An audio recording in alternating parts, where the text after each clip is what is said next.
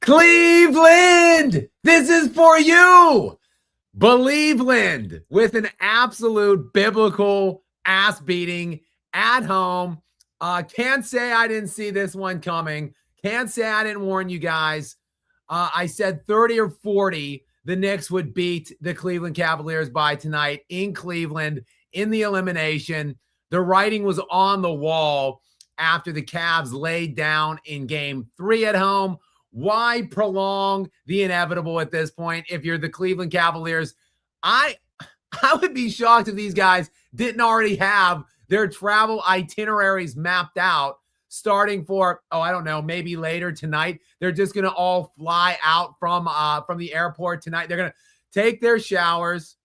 They probably have their vacation bags already packed up here when they arrived. They'll take their showers, do their press conferences, and then just maybe take a team shuttle to the airport and head out to Galveston, Cancun, wherever the hot spot is in the Lord's year of 2026 for disgraced NBA players who get their asses swept out of the playoffs unceremoniously. Just another biblical annihilation by the New York Knicks. Look, it's hard to tell at this point. It really is. I know a lot of people are going to talk about the Cleveland Cavaliers and shame them, as well they should.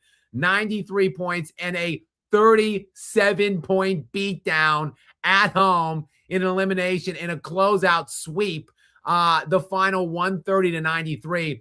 A lot of people are going to bury the Cleveland Cavaliers, and particularly little game James Harden. Why don't we stop there? Cleveland, this is for you.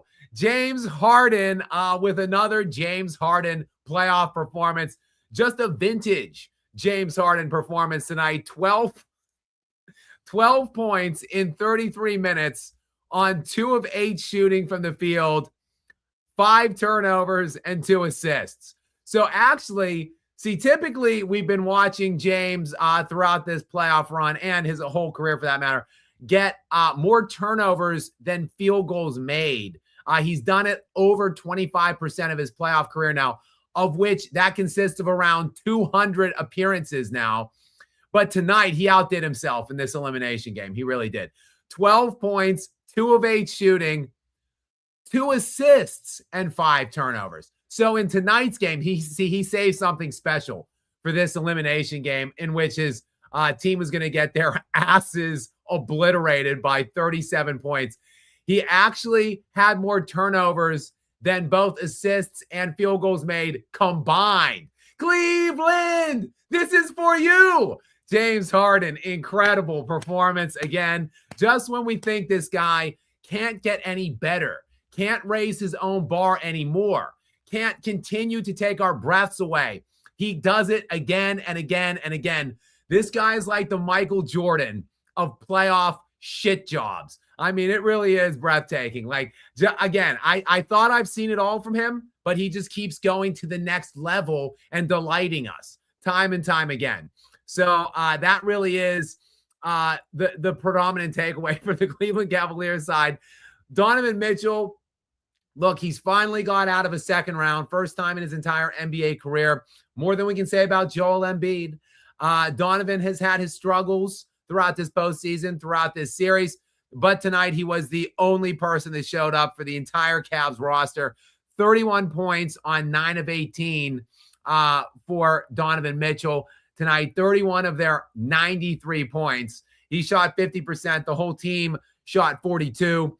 But this game tonight, and really this run in particular through the Eastern Conference, to me, is all about the New York Knicks. So while we, of course, want to destroy the Cleveland Cavaliers, bury them, and of course, mock and ridicule little game James Harden, who God knows what he's going to do in the summer now and what they're going to do with him in the summer. We can talk. That could be one of the storylines that we talk or unpack throughout the course of tonight's show. But first and foremost, respect, credit where credit is due to the New York Knicks, who, again, say what you will, Eastern Conference, Cavs, 76ers, Hawks, not necessarily world beaters. But look, the Atlanta Hawks were playing great basketball coming into the playoffs. They were arguably the hottest team in the entire NBA. Post All-Star break, they had the 4th best net differential overall in the entire league. They had the 2nd best defensive net rating in the entire league for the entire second half of the year following the All-Star break. And they were 20-6 over their time post All-Star break. 2nd best record, technically the 3rd best record, but the Spurs and Thunder tied for the best record. They were both like 24-4 or something like, or 22-4. The Hawks were 20-6 and with an elite, net rating, defensive rating, all of their advanced analytics elite in the second half of the year. And credit to them, they took a 2-1 lead on this New York Knicks team, beat them by 1 point in back-to-back games, game 2 and 3. After that, the Knicks have not looked back. They've won 11 consecutive games now, spanning over a month of time in the NBA playoffs. And I don't care who you're playing in the postseason. These are playoff teams. These are 50-win teams that they're dispatching of like this.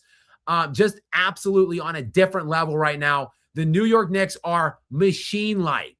Now in their playoff, the totality of their playoff run right now in the 2026 postseason, to say they have been record-setting, right, I mean, that would just be an understatement, quite frankly, because they are now posting a 19.4 total net differential per game. That, of course, factors in the 2 1-point losses.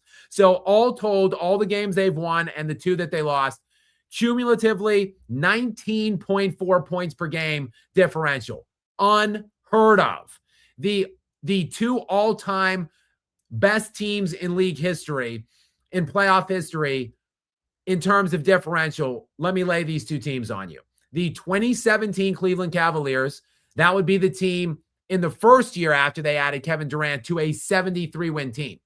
That team through the playoffs went 16-1, and their average differential was 13.5. That's the all-time record. The number 2 team on that list in best net differential teams or runs through postseason history, the 2001 LA Lakers, who I talk about often about how I believe they are the best team in league history. Their differential, a little bit lower than that 2017 Warriors team. However, they played the second hardest pathway in playoff history. The 2001 Lakers net SRS opposition, the 4 teams they played, second hardest run ever in NBA history behind only the 95 Hakeem Olajuwon Houston Rockets run. So the Lakers in that year with the second most difficult run ever set the second highest net differential ever, 12.78.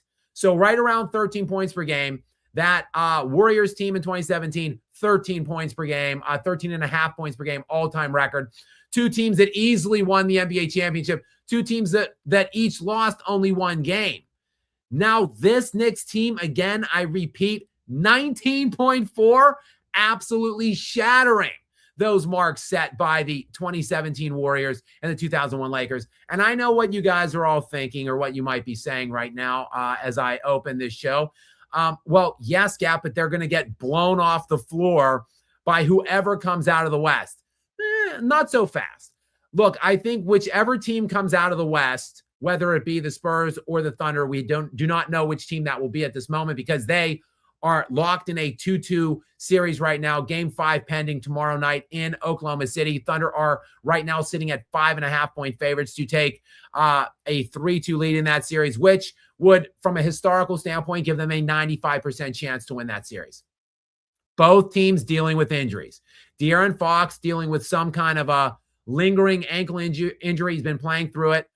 Dylan Harper, a pivotal bench player for the Spurs, has some kind of a hip injury that he's playing through.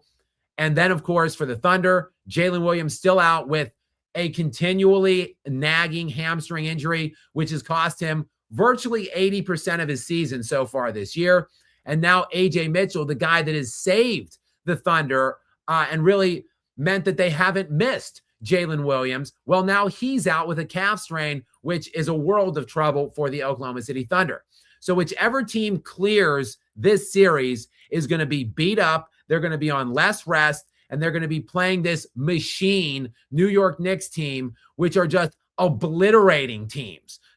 They're blowing. They're winning every game in this postseason by an average of 20 points per game. Let that sink in. And now they will be 9 days rested when the NBA Finals get underway against whatever team crawls out of this slugfest that they're putting each other through in the Western Conference. So look, while the Knicks will not be favored, whichever team comes out of the West will earn that favored distinction. 64-win Oklahoma City Thunder, 62-win San Antonio Spurs.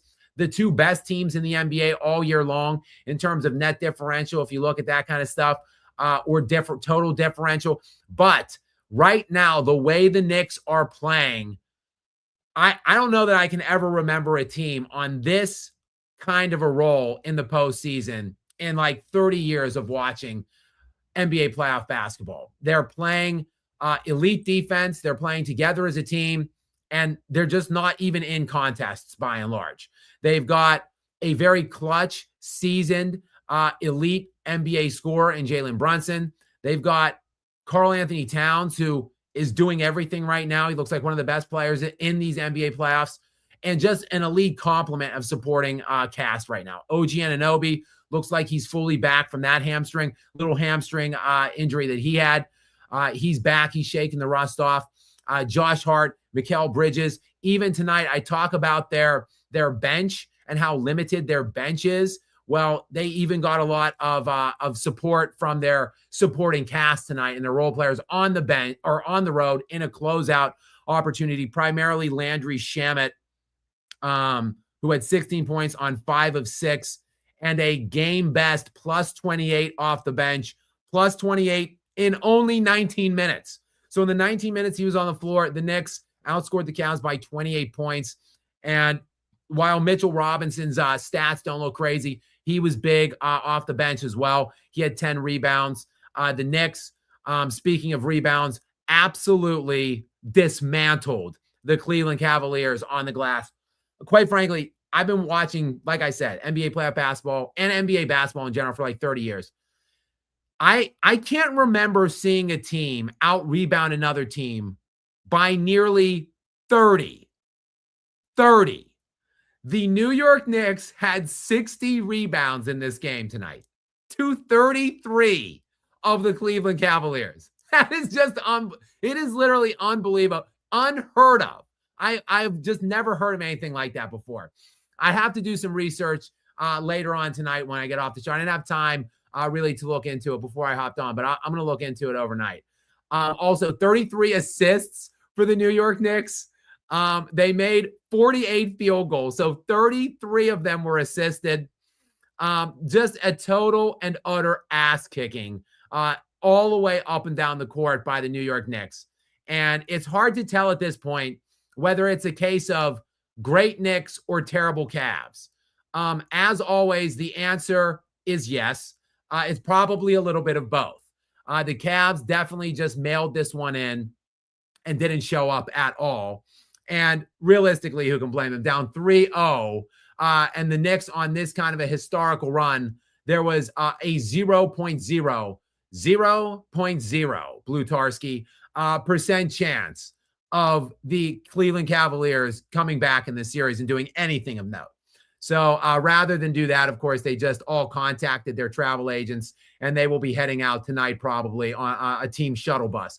And the New York Knicks, of course, will be heading home in triumphant fashion to New York to rest and recover and try to not let all of this momentum that they have rolling in their favor dissipate over the next 9 games or next 9 days. While, of course, they sit and hope that the San Antonio Spurs and Thunder continue to beat the hell out of each other for 3 full more games now of this series, and that one goes 7, while those two teams could be getting even more dinged up than they already are. So the New York Knicks, tip of the cap to them, tip of the cap to all of you guys who are in here that might be New York Knicks fans. Cusmo Jimbo comes to mind prominently. Congratulations to you, brother. Shout out to you. I know you're on here. And I know we'll likely hear from you very shortly. But the New York Knicks will be making their first NBA Finals appearance now since 1999. All right, I am old as hell.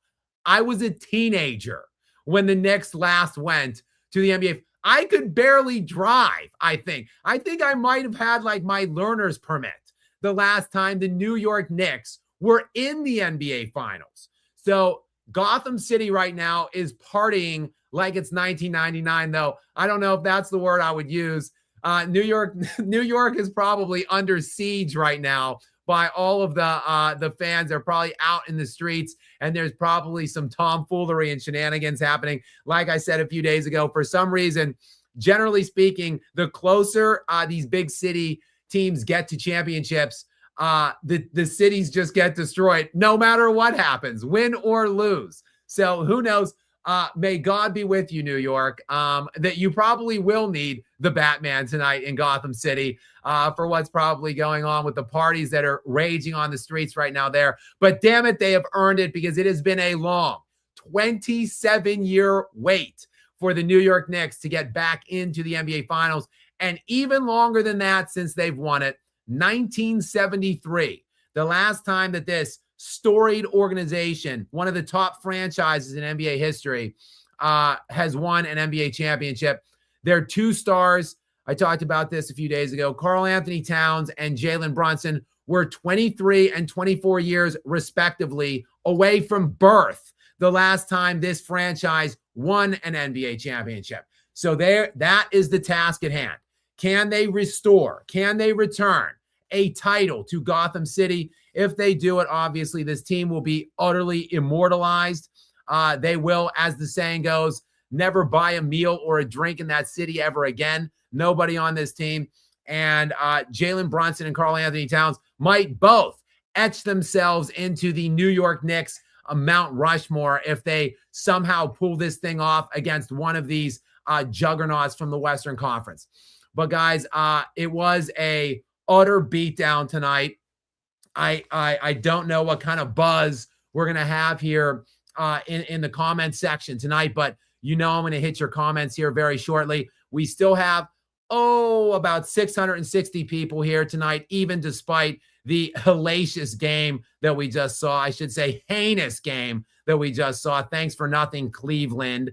But welcome into you guys, the nearly 700 strong here that is joining us. Skap Live After Dark is the show. Of course, I am your host, Jay Skapanek. And I, of course, as always, have moderator Gary on hand with me here tonight. Gary, say something to the people.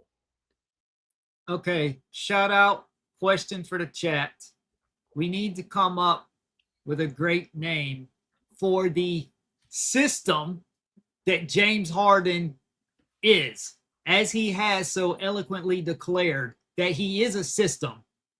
What should we name that system?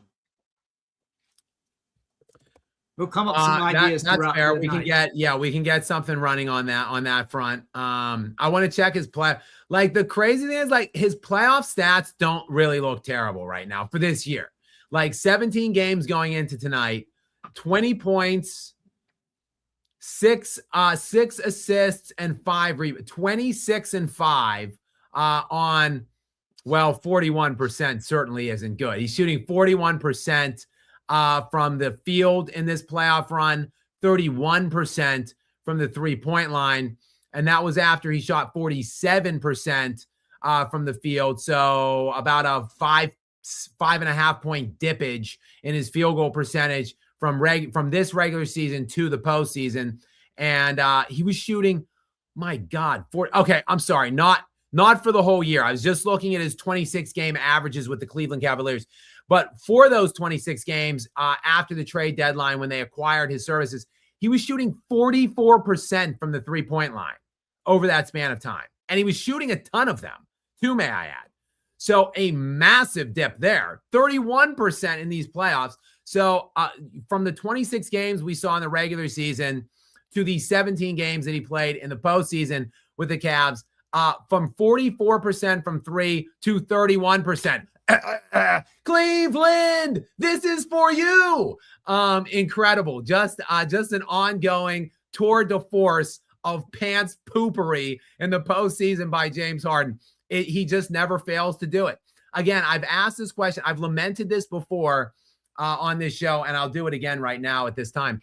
Like, don't you reach a point of failure where that you can't fail any worse? Like, don't you reach a certain point where you've already done it all and you're like, well, F it. I'm just going to let it fly. I'm just going to play without abandon. Like, I'm going to play with no expectations, no pressure. Like, isn't there a point that you reach when you can do that and just take a deep breath and say, what else can really happen? Like, it's already as bad as it possibly can be. But apparently that's not the case, because little game James, again, like I said, keeps delighting us and thrilling us with one epic choke job after another. 12 points in 33 minutes tonight. Incredible. And more turnovers than field goals and assists combined. I honestly can't even believe my eyes at this point.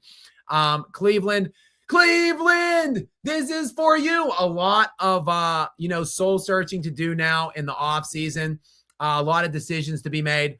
Obviously, they didn't trade away, in my estimation. We talked about this the other night. We can talk about it more if you want.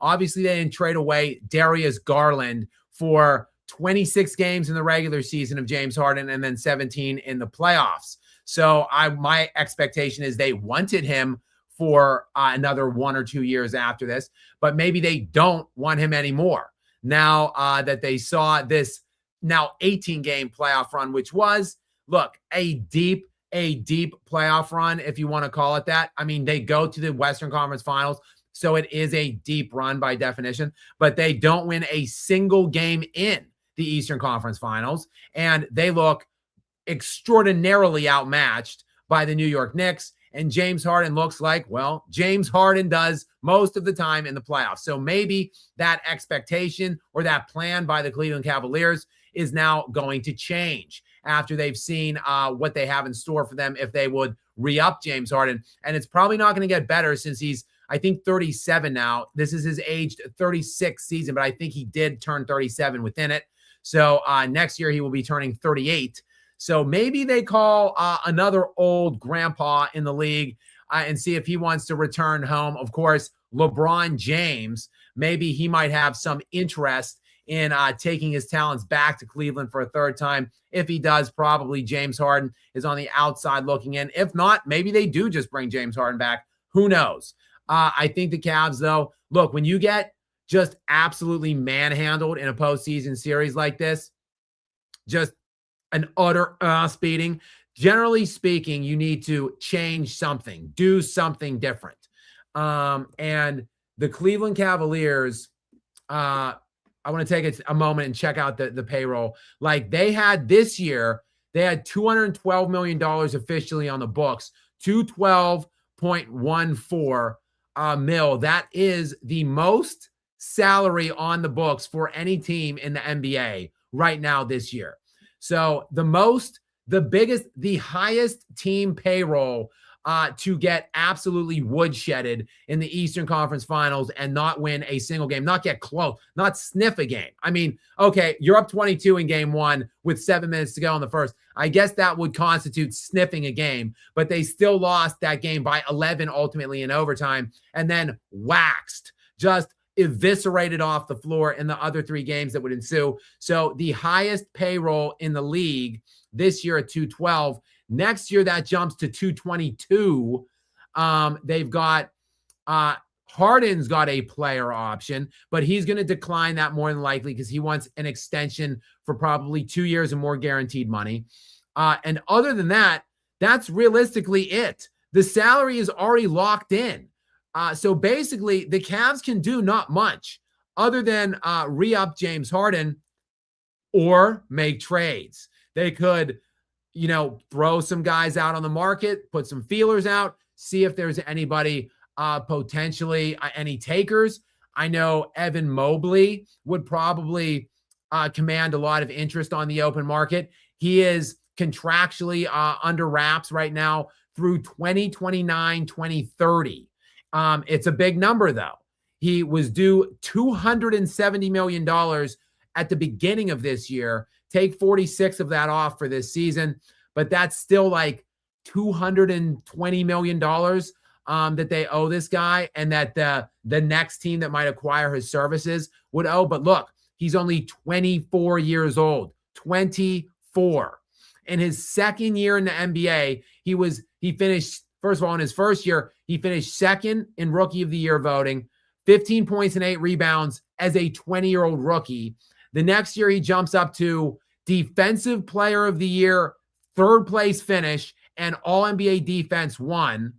Then only plays 50 games, so no real designation or eligibility for those awards in his age 22 season. Last year at 23, 19 points per game, 9 rebounds, MVP 10, DPOY 1, All-Star, All-NBA 2, Defense, All-NBA Defense 1.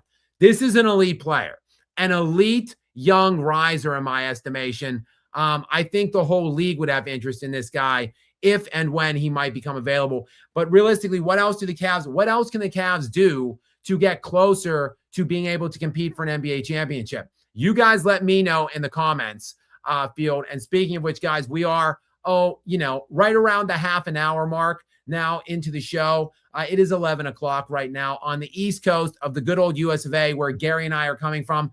Happy if you guys that are watching right now are also in the U.S. I know we have plenty people watching in plenty different markets around the globe. And shout out to all of you guys that are here and tuning in. I appreciate every last one of you. If you are in the U.S. right now and tuning in, I have to say happy Memorial Day to all of you guys. I hope you guys had a great day, great holiday today. And if any of you guys have served, then thank you guys for your service.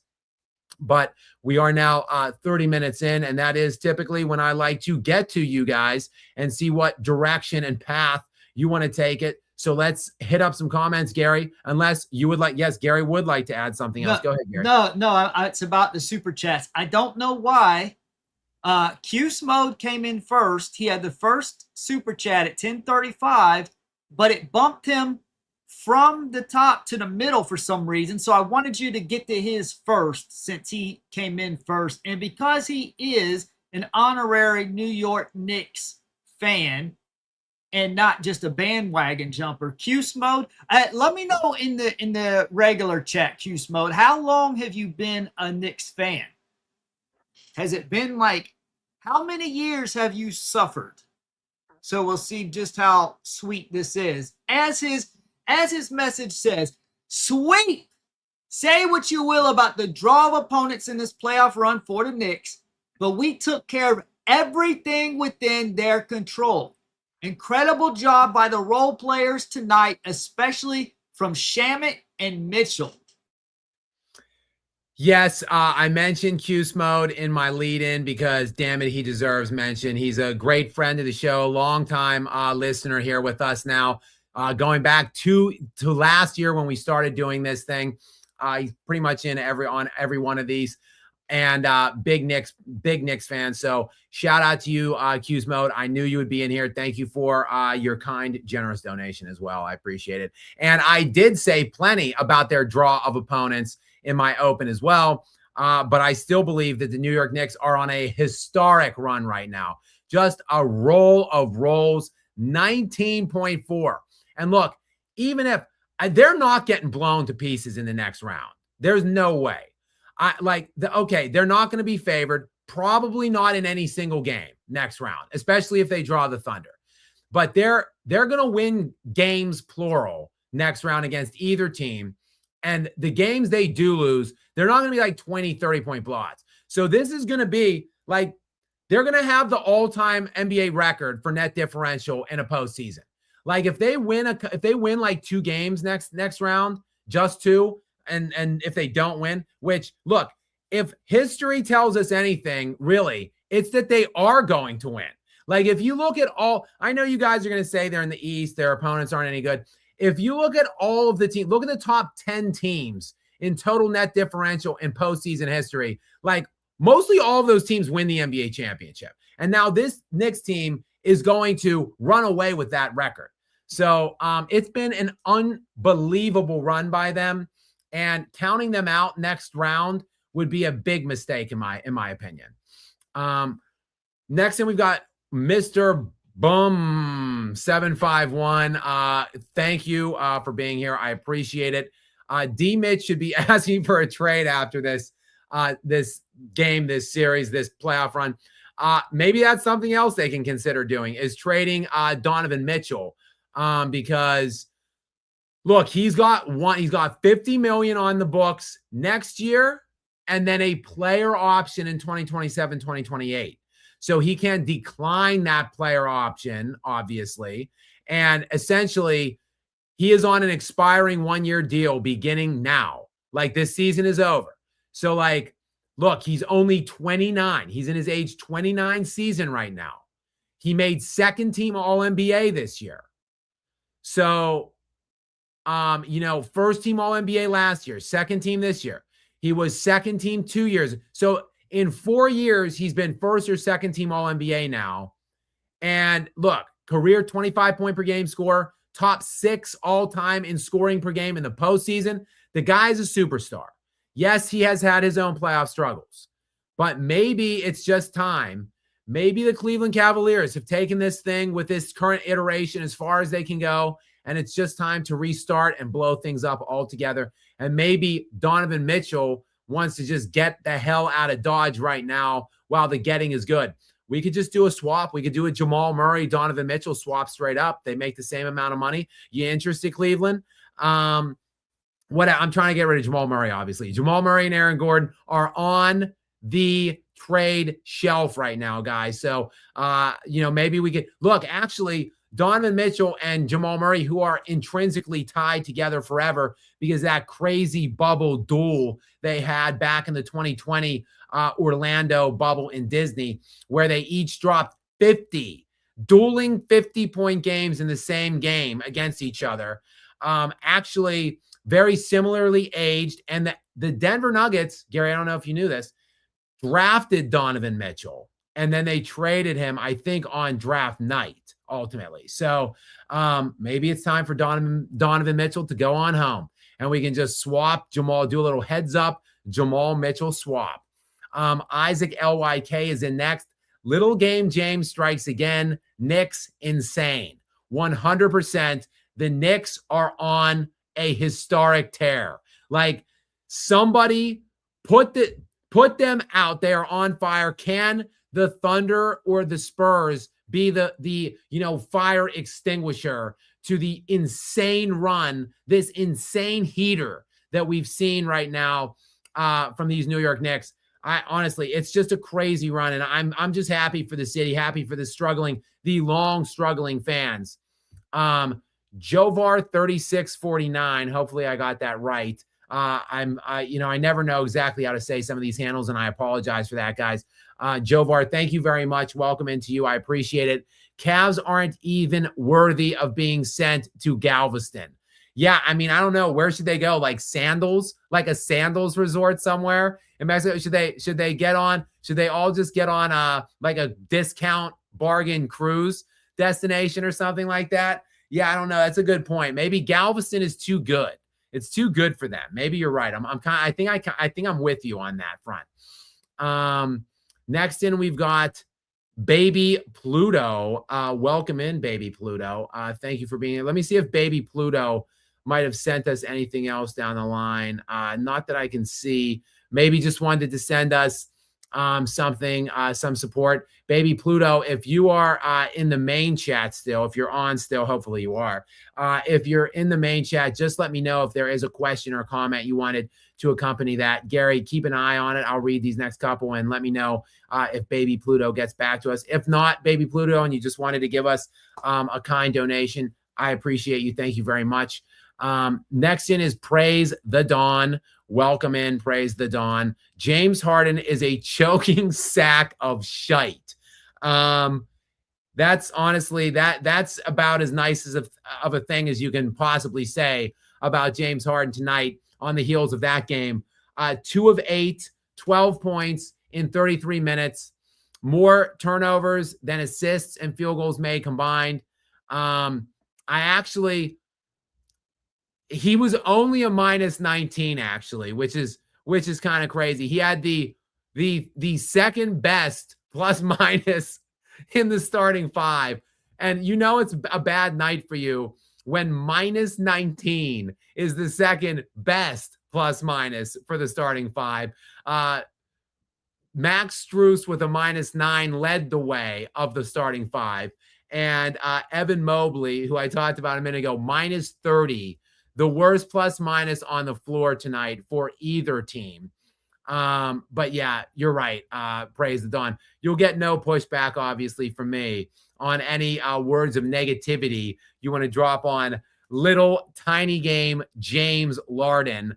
Will N8664 is in next. Shout out to Analytical Kenny.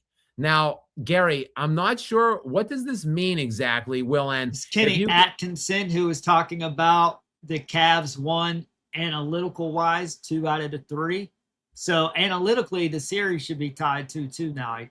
I guess. I guess what Kenny's just trying to find a silver lining. He's saying, yeah, we're getting beat in the games, but analytically, we're right there. We're doing things right analytically, so we're very close. I guess he's saying maybe we're a player or an adjustment away, just trying to find some type of positivity is what I'm guessing is what he meant by that. But he's getting ridiculed pretty severely that's by the interesting. NBA world. Yeah, it's interesting because I'm big into the analytics, as everybody that knows me or knows my platform knows. And they lost by 11 in game 1. They lost by 16 in game 2. They lost by 13 in game 3. And they lost by 39 in game 4. So they didn't win a single game even by under 10, or they didn't lose a single game by under 10 points. Not one final margin in this series was by single digits. So I'm wondering what analytics Kenny Atkinson is referring to in that. I'll have to look into that and see. I'll have to look into the quote. But yes, Will, he deserves all the ridicule that he's getting in my estimation. The Incorruptible, what is up? Welcome into you, sir. As always, it's a great night when I see your name and your handle here. But that's every night I come on, obviously, because you're in here all the time for me, and I appreciate the hell out of that. Jimbo Heimlich, recently dubbed Life Alert Larden with these playoff chokes. Jimbo showing up on milk cartons more consistently than playoff box scores. Yeah, it is. Look, it's death, taxes, and little game James evaporating, being like the invisible man come May. Like basically any series that's played in May, like this guy is non-existent in. And it's been like that for essentially his entire career. And it's crazy because he has had a really great, decorated, and distinguished career in the regular season. He's one of the handful of all-time great regular season guards. But as we know, your legacy is blazed in money time, which is the postseason. And little game James is nowhere to be found when that time of the year begins. So I don't even know what to say at this point anymore about James Harden. I mean, this guy, if he had like 2 titles, he would probably be like a top 15 player, maybe all time. Now, he ain't going to sniff top 30 more than likely because of these continued and perpetual pants crap moments that he continues to drop in prolific fashion every time the calendar turns to May. Isaac LYK is up next. James Harden will be at the club after this exit. No doubt about it. Now, obviously, that club ain't going to be in Cleveland. So he's going to have to head out on the first flight. I don't even know if he's going to do his press conference. He might just hit the shower, get iced up, get the bling out, get nice and fresh, and then hit the airport and jet set off to whatever, destination he might be heading to, which I can guarantee will have an incredible array of strip clubs. Because if there's one for thing sure they were going to win tonight so that he could go to New York, get routed at the Garden by 40, and then have a wide variety of luxury gentlemen clubs to attend for the night. I thought that was going to be his inspiration for a big win tonight. Well, I mean, you make a good case for that, but alas, it was not meant to be. So he'll just have to head out to whatever whatever club area. I'm not really up on these strip club destinations, Gary, so I don't know which ones have great clubs. I know actually Houston has some well-renowned strip clubs, so that's probably why he went there back in the day and stayed for so long. I lived in Philly for a number of years, so I know why he didn't stay in Philly very long. Not very good clubs there. So who knows where Little Game James is heading, not only tonight and not only, for his big vacation now over the next several days, but where might he be heading this summer? Now, this is another big thing to watch for, I think. We've got LeBron watch. We've got Giannis watch. We've got, for me at least, Jamal Murray watch. And now we've got James Harden watch. Like, what's Jimmy going to do? There's a big summer of news coming now, a big news dumps and drops. So, guys, please obviously make sure you stay up to date on all that with Skap, with Skap Attack. Make sure you are subscribed with notifications turned on. And, of course, hit that like button right now, guys, if you haven't already. Thank you guys so much for being here. 750 now is what we're up to here in Skap Live After Dark, where the waters are always warm. And we are, I guess, just collectively sending the New York Knicks together here on their way to the NBA Finals in about 9 days' time now. But don't worry, because we still have probably what's going to be a 7-game series in the West that we can talk about in the interim. Will N 8664 up next. Thank you, sir. Appreciate you. Shemet, 16 points in 19 minutes. Yes, but that's not even the craziest part about Landry's game tonight, because, as I said, a just crazy plus minus. The game best plus minus for Landry Shamet tonight in only 19 minutes, plus 28. Like, how that's incredible. Like that his team outscored the Cavs by 28 in the only mere 19 minutes he was on the floor. He, for those 16 points, 5 of 6 from the field, 4 of 4 from the 3-point line, 2 of 2 from the free throw line. Terrific performance by him. And look, if the Knicks can get some of these performances from these guys off the bench, like just 2 guys to chip in, 1 or 2 guys a night to chip in, they're going to be highly competitive in that NBA Finals series, and they could actually shock the world. All right, next, Emmanuel's in, and Emmanuel was reading my mind because I didn't mention this till after Emmanuel sent this comment in at 10:47 p.m. Mitchell to the Nuggets. Why not? Why not just do a Jamal Murray, Donovan Mitchell swap? I would welcome Donovan Mitchell because he is not a playoff shrinker, even though he has had his publicized playoff failures in terms of advancement through the postseason. This was the first time he's ever been out of the second round. But he is also the 6th highest playoff scorer in NBA history in points per game. And he, again, even tonight, like in a game where his team gets absolutely belted, 31 points on 9 of 18 for him. Like, he would be a much, I think, better supporting castmate for Nikola Jokic than Jamal Murray has been outside of their championship run. So bring it on, Emmanuel. I'm with you. Let's rip the deal already. All right, Jake Koning is in next. Jake, thank you so much for your kind and generous donation. I greatly appreciate you. Gary, what is the question or comment from Jake tonight? The Knicks' margin of victory in 12 playoff wins is 22.75 points, and their 2 losses were by 1 point each. Scott, what percentage odds would you give them to beat OKC or San Antonio? I'm assuming those odds would be different, that you would give them a higher percentage chance of beating San Antonio than you would be OKC. Is that correct? Yeah, probably. I think they would, honestly, at this point, I think they'd be 50-50 against the Spurs. I really do. I think it would be right. They would have as good of a shot as losing to the Spurs. Like, I don't think either. I don't know who I would favor, honestly, in that series. With how crazy good of a roll that the Knicks are on right now, coupled with how they looked against the Spurs in the regular season, the fact that the Spurs do have some injury things going on right now, I might even think the Knicks might be the favorite in that series. In my book, not in Vegas's book. The Spurs will be a pretty heavy favorite, and the Thunder will be an even heavier favorite if they come out. But I think I'd give the Knicks a 45% chance to beat the Thunder at this point. So I don't think it's going to be that outrageous. I can't wait to see what the odds are, actually. Pre-series odds, whenever the team that comes out of the West is decided, whenever this series wraps up, I'm interested to see. Last year, the Thunder it was like the second or third biggest favorite in NBA Finals history pre-series last year against the Pacers, and they got drawn 7 in that one.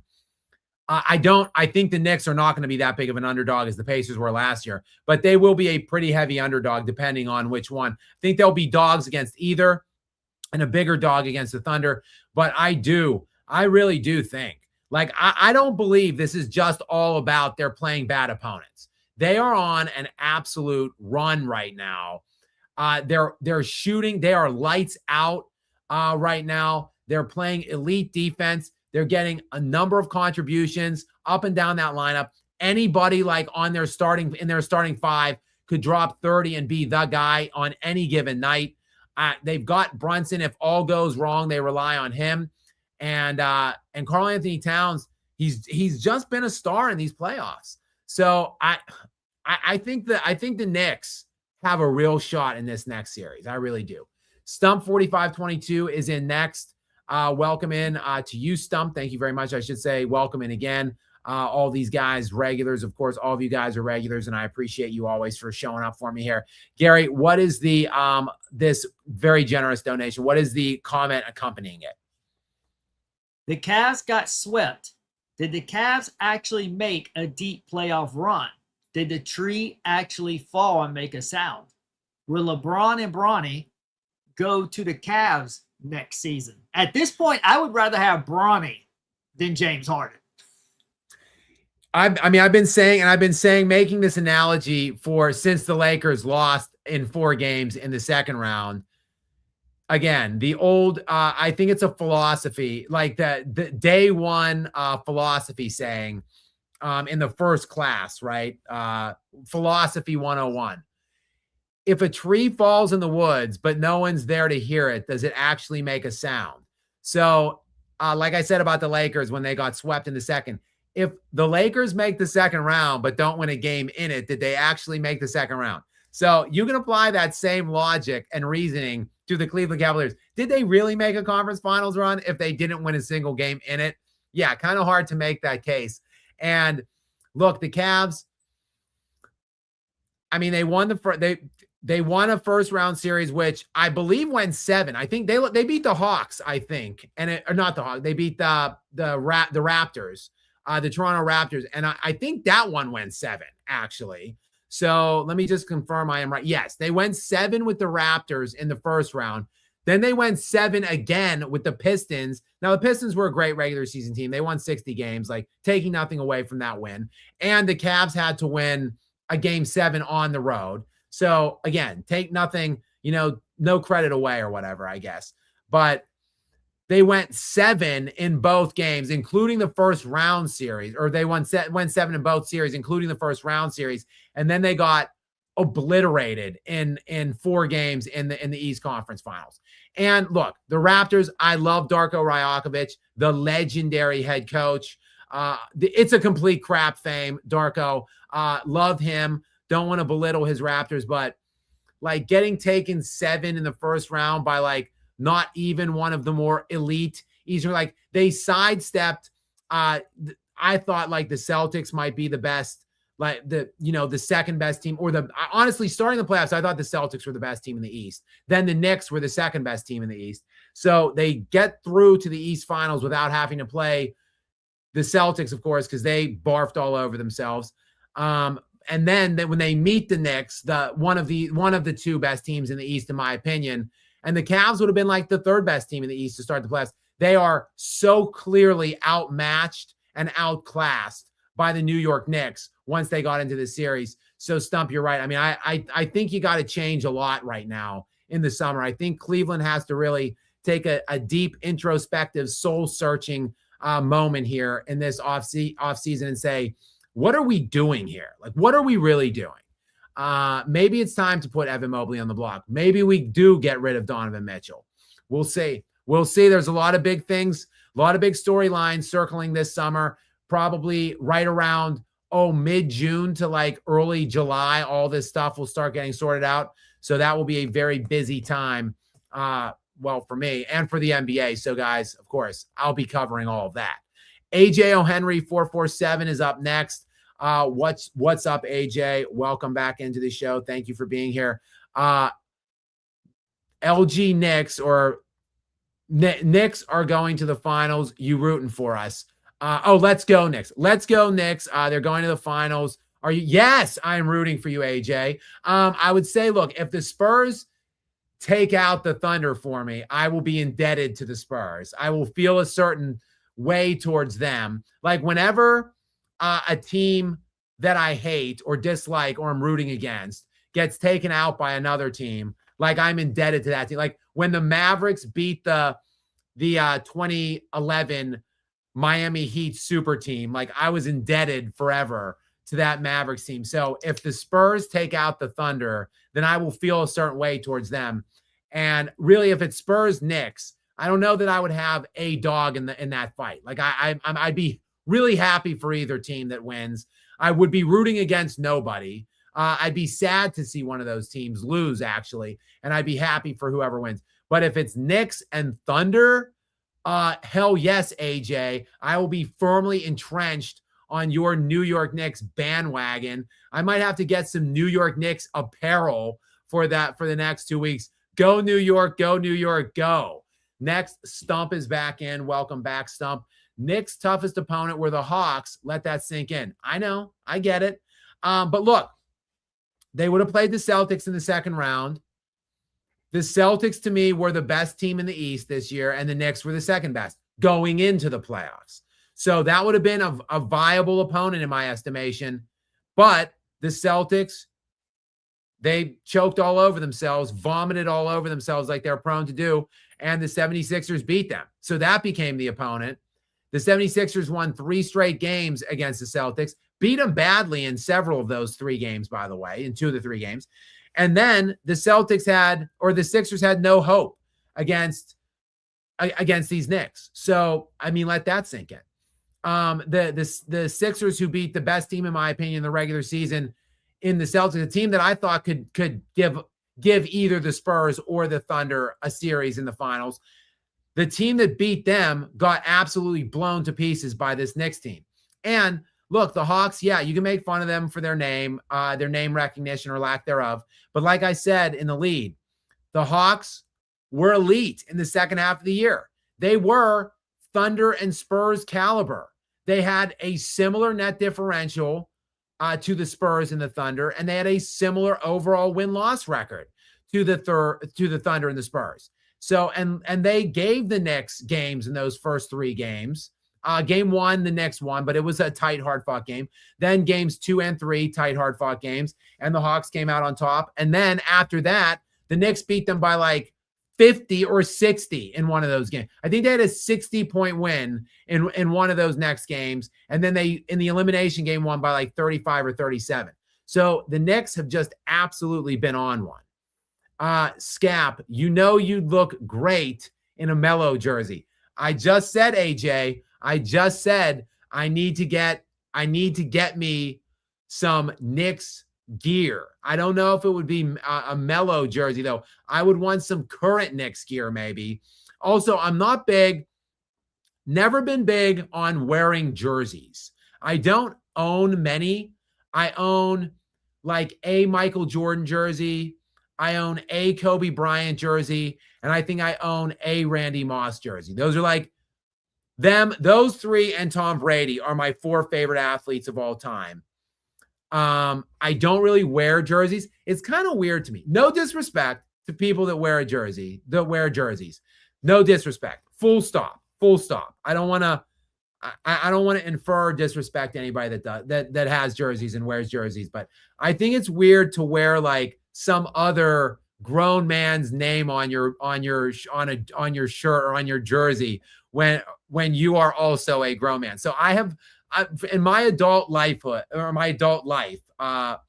adulthood, I have not really worn jerseys, but I do have lots of apparel, sports apparel, and so forth. I wear a lot of Kobe Bryant apparel, by the way. I have actually shirts with like Kobe Bryant's face on them. So what's weirder, I guess you might say, wearing some dude's name or his face on your shirt? But anyway, I think I might need some New York Knicks gear for the NBA Finals, AJ. I think you're right. So I will work on that before. I have 9 days to work on that before they play next. So in between now and then, I will get me some New York Knicks gear. You've got my word on that. Booge got that beam up next. What's up, Booge? Welcome in to you. Welcome back into you. Looks like we've got a couple, as always, coming from you down the stretch here. Rockets would have beaten the Warriors in 2018 if they had prime Kobe instead of Harden. Oh, 100%. 100% the Rockets would have beat the Warriors in 2018. I mean, they almost beat them with James Harden. Like I said, that was a 12-point game at half, maybe 11.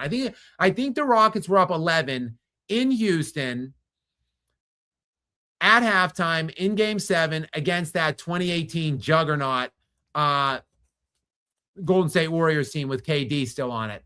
And then little game James Harden came out of the locker room, shat himself all over the court, and the rest, as they say, was history. In the third quarter, James little game was 2 of 7 for 6 points and a minus 22 in the third quarter. Went from an 11-point lead to like an 11-point deficit or something at the end of the third. So, and then that was a wrap.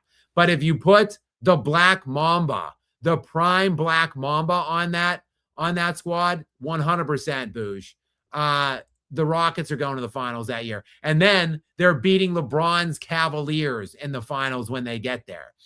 All right, Booge is back in with another Kobe Bryant-centric question or comment here. Kobe Bryant 2006 season was way more impressive than Pete Harden's 2018 season.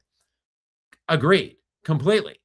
2006 Kobe, 2005, 2006 Kobe, to put this in perspective, had the 7th most points scored in NBA history. In NBA history. The only 6 guys that were before him, or 2 guys throughout 6 different seasons.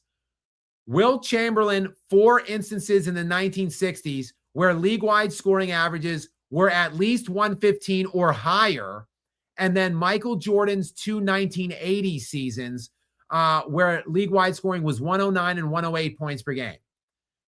Kobe scored more points than everybody else ever other than those guys.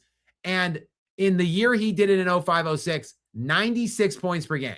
So 20 points less league-wide, and the pace was drastically slower than when Wilt did his 4 years, and even still much less than the Jordan 80s seasons. And remember how dominant Jordan was. In the 90s, he played 6 full seasons in the 90s, led the league in scoring all 6 times, played like 80 games every year or whatever, never scored more than Kobe Bryant that did in the 2005-2006 season. Never scored more total points than Kobe did that year, never averaged more points per game than Kobe. That was what that cat did in a 96 point per game season in 06. And he did it while making first team All-NBA defensive honors with a team that was pure trash. Smush Parker, Chris Mim, Kwame Brown, Lamar Odom, Brian Cook, Luke Walton. Those were the principal rotation pieces on that team around Kobe Bryant, who was seeing triple teams every single night all year long and still dropping that season. When he was on the court, I think he was off the court in like 500 minutes of the season. So to apply that to this year, I think Shai Gilgeous-Alexander has been off the court for 1,700 minutes of Thunder minutes. So Kobe played a lot that year. He missed only 2 games. He played 80 games, and he was logging substantial minutes. And in the time that Kobe was off the floor, they were like 22 points worse offensively than when he was on the floor. Their offensive rating with him on the court would have rivaled the Mavericks that year for the number one offensive rating in the NBA that season. When Kobe wasn't on the floor that year, the Lakers would have posted the worst offensive rating in NBA history. That's how big of a drastic difference Kobe Bryant's presence made to that team while being first team all defense, and for his troubles in that series or in that season with that ass lineup around him when they made the playoffs and won 47 games, I believe, that year. Kobe finished not first in MVP, not second, not third, a distant fourth. That is why I don't care how many MVPs Kobe has or doesn't have in all-time conversations, because the voters colluded against him and froze him out and intentionally took multiple MVPs off him. But I totally agree, Boosh. Kobe's 06 season, definitely the best scoring season ever, one of the best individual seasons ever. Our player 77 is in next. Gary, I'll turn this one over to you. Thank you, our player. Welcome in. Appreciate you being here. Gary, what does our player have for us tonight? I'm about to throw you an alley-oop. How did the Beard lose like this in his gymnasium? I did not see this coming, LOL. This guy sucks. Us. When it really matters. 1, 2, 3, Cancun. Haha. Yeah, I mean, it is like I said, death, taxes, little game James delighting us in the clutch and in playoff time when it really matters, in crapping his pants and vomiting all over himself. Cleveland, this is for you. I don't know what they do. Obviously, I think when they made the trade, wanted his services or to retain his services moving forward into the offseason and beyond, like probably 2 years at like 45-ish million. And then James Harden retires a Cleveland Cavalier. That was probably the plan when that trade was made. But best laid plans of mice and men, plans change. And maybe Cleveland and or James Harden aren't happy with that plan anymore. We'll have to wait and see. We're on Harden watch now as well this summer, like I said, along with LeBron James watch. And weirdly enough, those two dominoes might somewhat be intrinsically connected in some way, because LeBron James may be thinking he wants to take his talents back to Cleveland. And of course, LeBron James, King James, and Little Game James cannot coexist in my estimation on that roster. So they'll have to decide which one they would want more or whatever, and then talk to that one first, see which direction the wind might be blowing them before they decide what they will do with the other. Next in is James Cav 81, a Knicks fan, obviously. Welcome in, James. Welcome back in. What an amazing run. Go Knicks. Absolutely can't disagree with that. An amazing run, a run for the ages. And it honestly, it really doesn't matter what happens from this point on. To me, this is a historic role by the Knicks. It's something that, look, a team that has been through so much heartache over the last 27 years, and really you could say the last 50 some years since 1973. It's regardless of what happens in the finals, this is a team that has, I'm sure, instilled a lot of life and energy and passion and enthusiasm back into the city of New York and into their fans all over the country and all over the world. So this is a special kind of a run that no one will forget, I think. And it will live atop the record books in my estimation, because they will be the number one net differential team in NBA playoff history for many, many, many, many years to come. And maybe they can put the cherry on the top of the sundae there and actually just rip this whole damn thing and win the NBA championship. All right, next in, this is pretty crazy. I'm going to need a paternity test, because to the best of my knowledge, I have no children out there running around. Not to the best of my knowledge. Also, I hope my wife isn't watching. But anyway, this is Skap Jr. is in next with a Nikola Jokic avatar.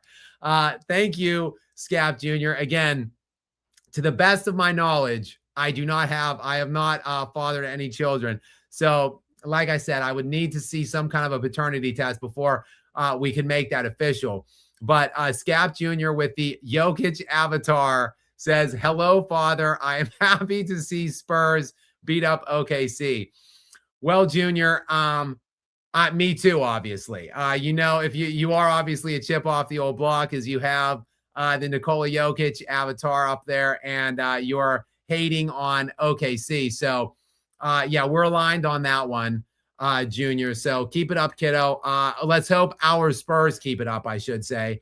And we'll find out in less than 24 hours or around at the end. That game will be over by now tomorrow. Like I said, Thunder at home, 5.5-point favorites against the Spurs. I haven't seen any updates on AJ Mitchell or on Jalen Williams. Gary, if you don't AJ's out. AJ's out. Jalen's questionable game time decision. And the line was 5.5 minus OKC last I saw. The fact that AJ Mitchell has already been ruled out this far away from game time is a big, big troubling turn of events for Oklahoma City. That is a red damn flag if ever I've seen one. Like that, if you're ruled out well before 24 hours out, like that to me means you ain't close. And it means that this guy's calf is on the verge of rupturing into Achilles blow territory, where his little Achilles tendon unravels up the back part of his heel, and then he's out for like a full year. And this guy's only making $2 million a year, so he doesn't want to put himself at risk. Probably. Go ahead, Gary. Did you want to add something else? Go ahead. AJ actually makes 3, according to ESPN.com. And I was going to say Jalen's injury went from hamstring soreness, has been upgraded to an actual hamstring strain, which I think is significant. Yeah, they're in trouble. They're in trouble. If those two guys aren't playing, they're in legitimate trouble. I don't think I just don't know if they have enough. I think Jalen plays and ball handlers at this point. Gary, like if they just take Shea out and he's not gonna blow up and explode, like I don't know where else they go at that point. I think Jalen's gonna play. I think he's gonna test the hamstring, because if he tears it, then worst case scenario, he's out. He'll be back for next year. It's not a year rehab. Where AJ, that could be disastrous.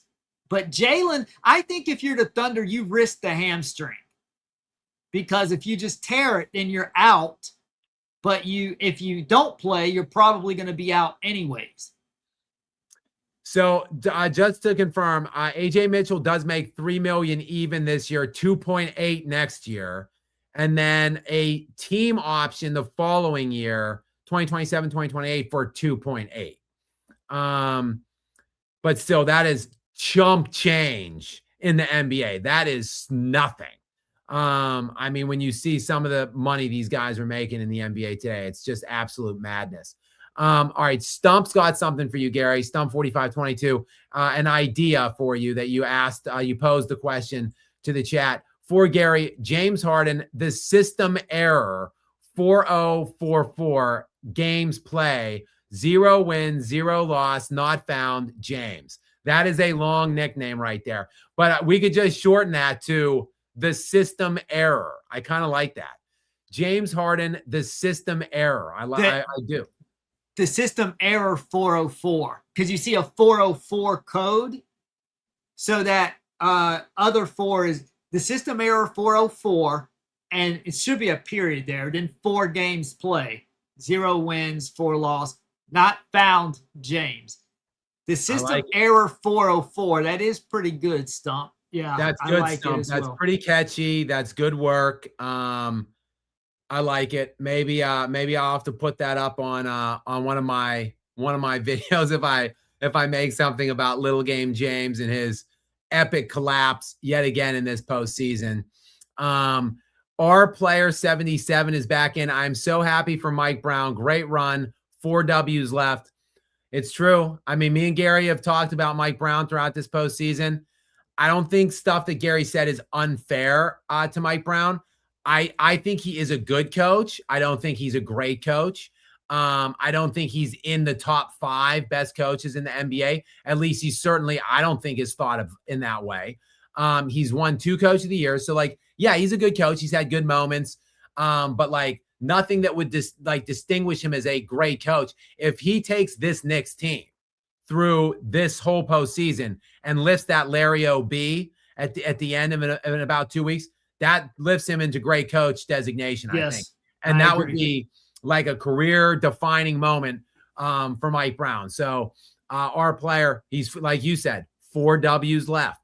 And then we'll be talking about the great Mike Brown then. I give them props. Even if they lose, I still give them props just for getting them into the finals this cleanly. Mm-hmm. So, to me, this is a very Mike Brown's. He's a bit inconsistent over his career, and I feel like overrated. But I give him props. This is even if they lose, this is still a very good coaching job, and depending how close the series is, could potentially be on the brink of great status, in my opinion. I agree. That remains to be seen.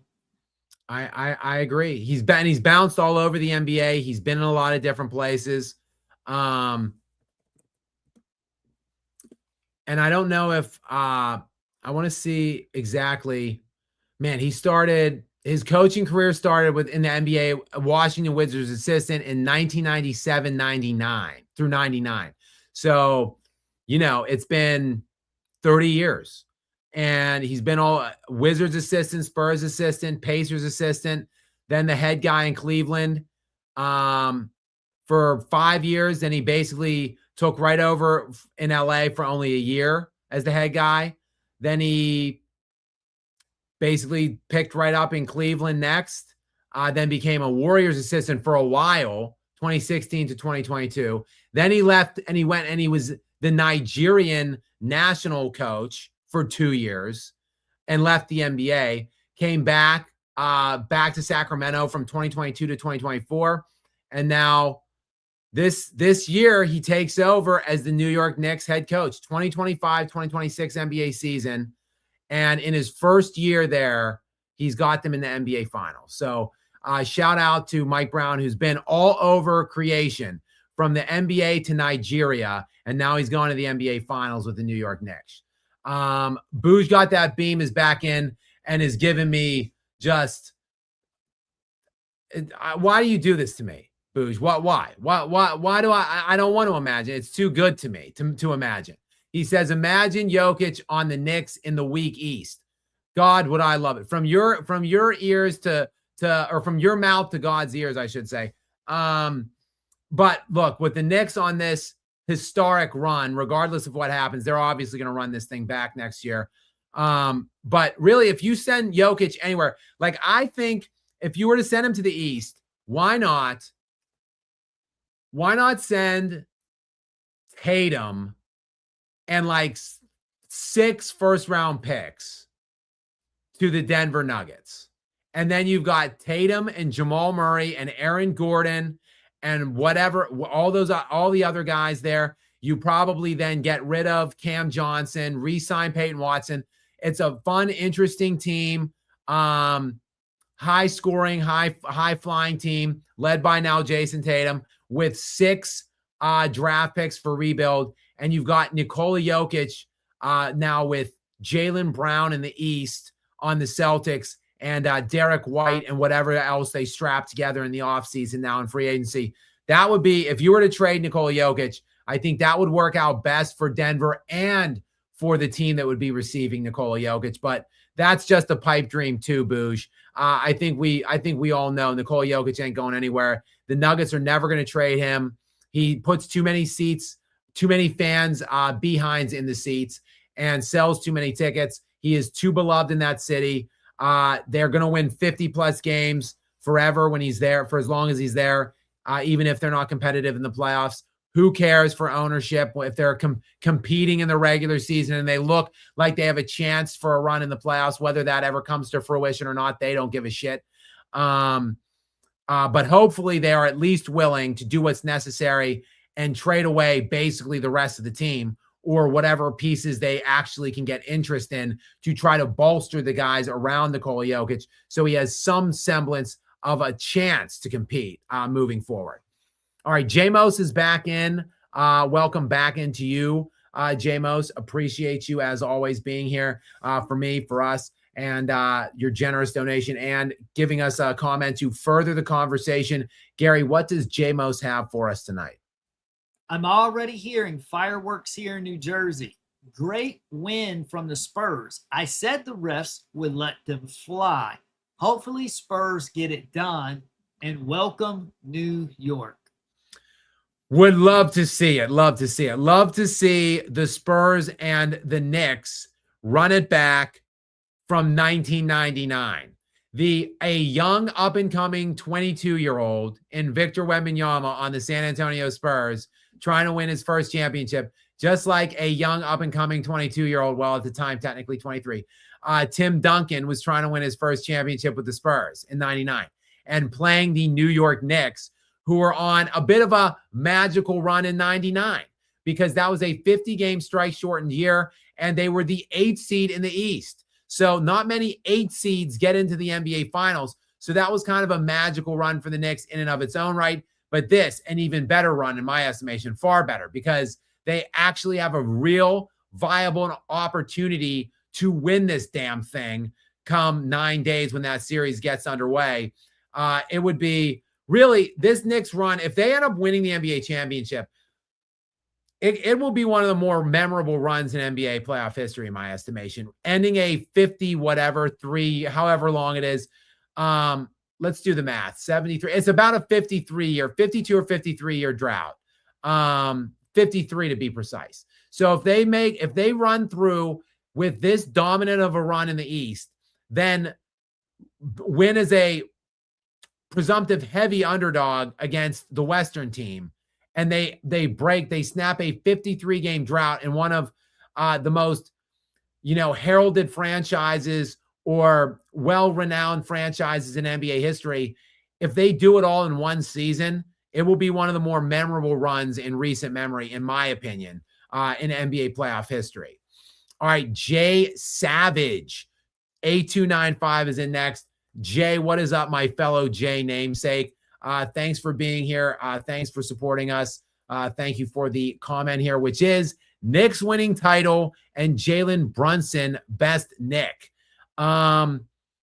You can make a case, quite frankly. You really can. If this Knicks team wins this championship, I've been saying that Brunson is on the Mount Rushmore of all-time New York Knicks players.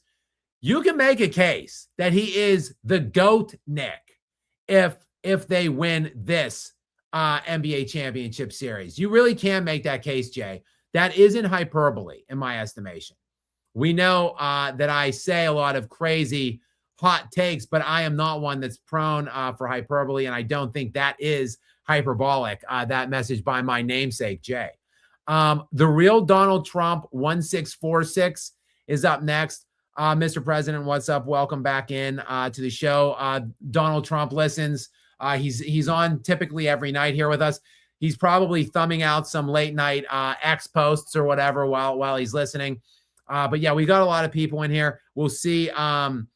Ric Flair is in here usually as well. So we'll see if he joins the stream and has a comment for us later tonight as well. But Mr. President says Luka is a better defender than James Harden. Yeah, you can make that case. I think Luka is a more willing defender than James Harden, and he actually tries at times. Like there's times he doesn't. Like in the Celtics series when they got to the NBA Finals and they lost 4-1 to the Celtics in 2024, I think it was.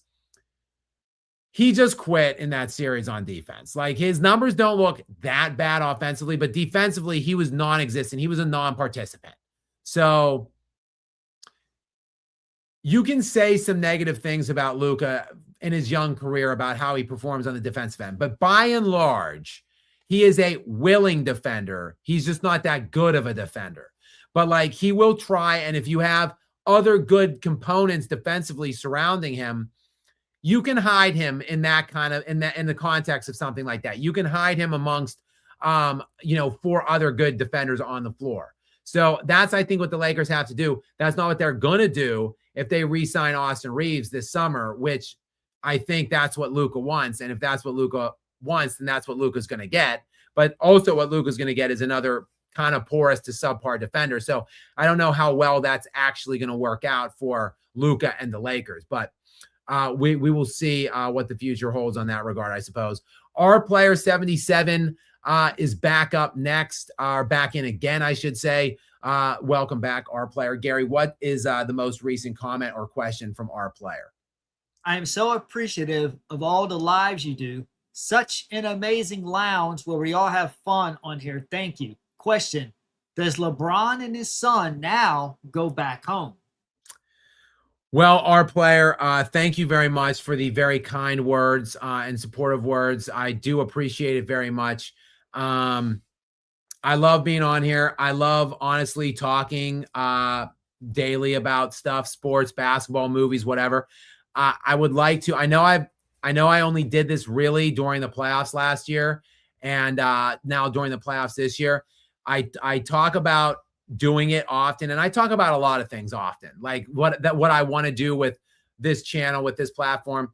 And I just get bogged down and stuff like everybody else in the minutia of like making my daily videos and just keeping status quo. But I really would like to do like a daily live show moving forward. It can't be 3 or 4 hours a day every day. So the way that it looks, the specifics of the daily rundown and everything would change and be a little bit different. If I was doing this Monday through Friday, every day, like all year, basically, or every weekday all year, it would probably be less time. It would be maybe 90, 75 to 120 minutes, maybe like an hour and 15 to 2 hours, something like that would be where I would be looking to keep it in. And I don't know exactly, again, what it would look like, but I would hope that most of the people that have been so supportive and around for these things at ungodly hours of the night for me, hopefully, if I do like a daytime, like a morning show, like 9 a.m. ish on the East Coast in the US, hopefully like people that are watching and coming out here and so supportive would be able to still tune in at that time, because these ridiculously late nighters are killers for me. Like I can't retain that time slot through the year. If I did it, maybe for the playoffs, I would keep doing it moving forward. But for a regular daily show, it'd probably be more mornings on the East. So hopefully you guys would be able to make that, or if not, tune in for the live. Like it's stored on my channel as a video. So hopefully you guys would watch it then afterwards, or whenever you do have an opportunity or a moment to give it a listen. But that's something that I'll talk about more at the end of the finals, probably, and get some input and feedback from you guys. I would probably just sit on the live chat and just look and see like takes or feedback or suggestions for time slots from you guys, the people that I care about most, that are my regular viewers and listeners here. So thank you, our player, again, for your kind words. And for your question, LeBron James and his son, I think the chances are 50-50. I think it's better than average that LeBron James and LeBron James Jr. take their talents back home to where it all got started for both Bron and Bronny. Bronny was born in Cleveland, and LeBron started his NBA career in Cleveland. So that would be a nice full circle. The Cavaliers humiliated, embarrassed, blown out of the playoffs. What better storyline could you think of for LeBron than going back home, finishing year 24, where he started year 1, and helping get his Cleveland Cavaliers back to the NBA Finals. And like the Lakers aren't going to the NBA Finals. Like even like if no matter what they do, they're not going to win the title next year. And because they're in the stacked West, where it's going to be the Thunder or the Spurs, they're not even getting to the finals. But if he goes to Cleveland, maybe the Cavaliers can get to the NBA Finals, and that could be a way LeBron kind of goes out on top, even though he would likely be losing in the NBA Finals, and it might likely look kind of bad. But I think it's 50-50. I think he probably still, his first option or his preference would be to stay in LA, where his home is, where his other kids are, where Savannah, would rather be, and his businesses are. I think he would rather stay in LA for a year or two and just wrap it up there. But if they don't want him, or if Cleveland makes a compelling pitch to him, then I'd say I'm factoring those things in when I say 50-50. So it's going to be an interesting summer. Like June, right? Like we're going to get late June, we get the draft. We're going to get a bunch of trades, probably Giannis traded right around the draft or before the draft. And then we're going to get a lot more player movement, free agents jumping different places, maybe big time trades. That's all going to come within like a 3-week span from like the middle part of June to like the early part of July. So it's going to be a very, very interesting summer, as it typically is in the NBA. Like the NBA hot stove off the floor, oftentimes as compelling, if not more so, than the action that goes on the floor. We've got Vivid Sid 94 joining us again here, another regular. Hold up. Speaking of father and son, scroll down to the very bottom, because Skap Sr. wants the 411 on his grandson. This is news to him. So I welcome in my actual real dad. While Skap Jr. joined the show earlier, and that was not, in fact, a real son of mine. This is, in fact, my real dad, Bob Skapanak. Thank you, sir, for coming in to the sponsor area of the live stream. Go ahead, Gary, with Bob's question or comment. Thanks, Dad. Wow, a grandson, who knew? P.S. Why not a Clyde jersey as a tribute to SIU grad and last Knicks championship in 1973? He makes a good point here. First of all, don't worry.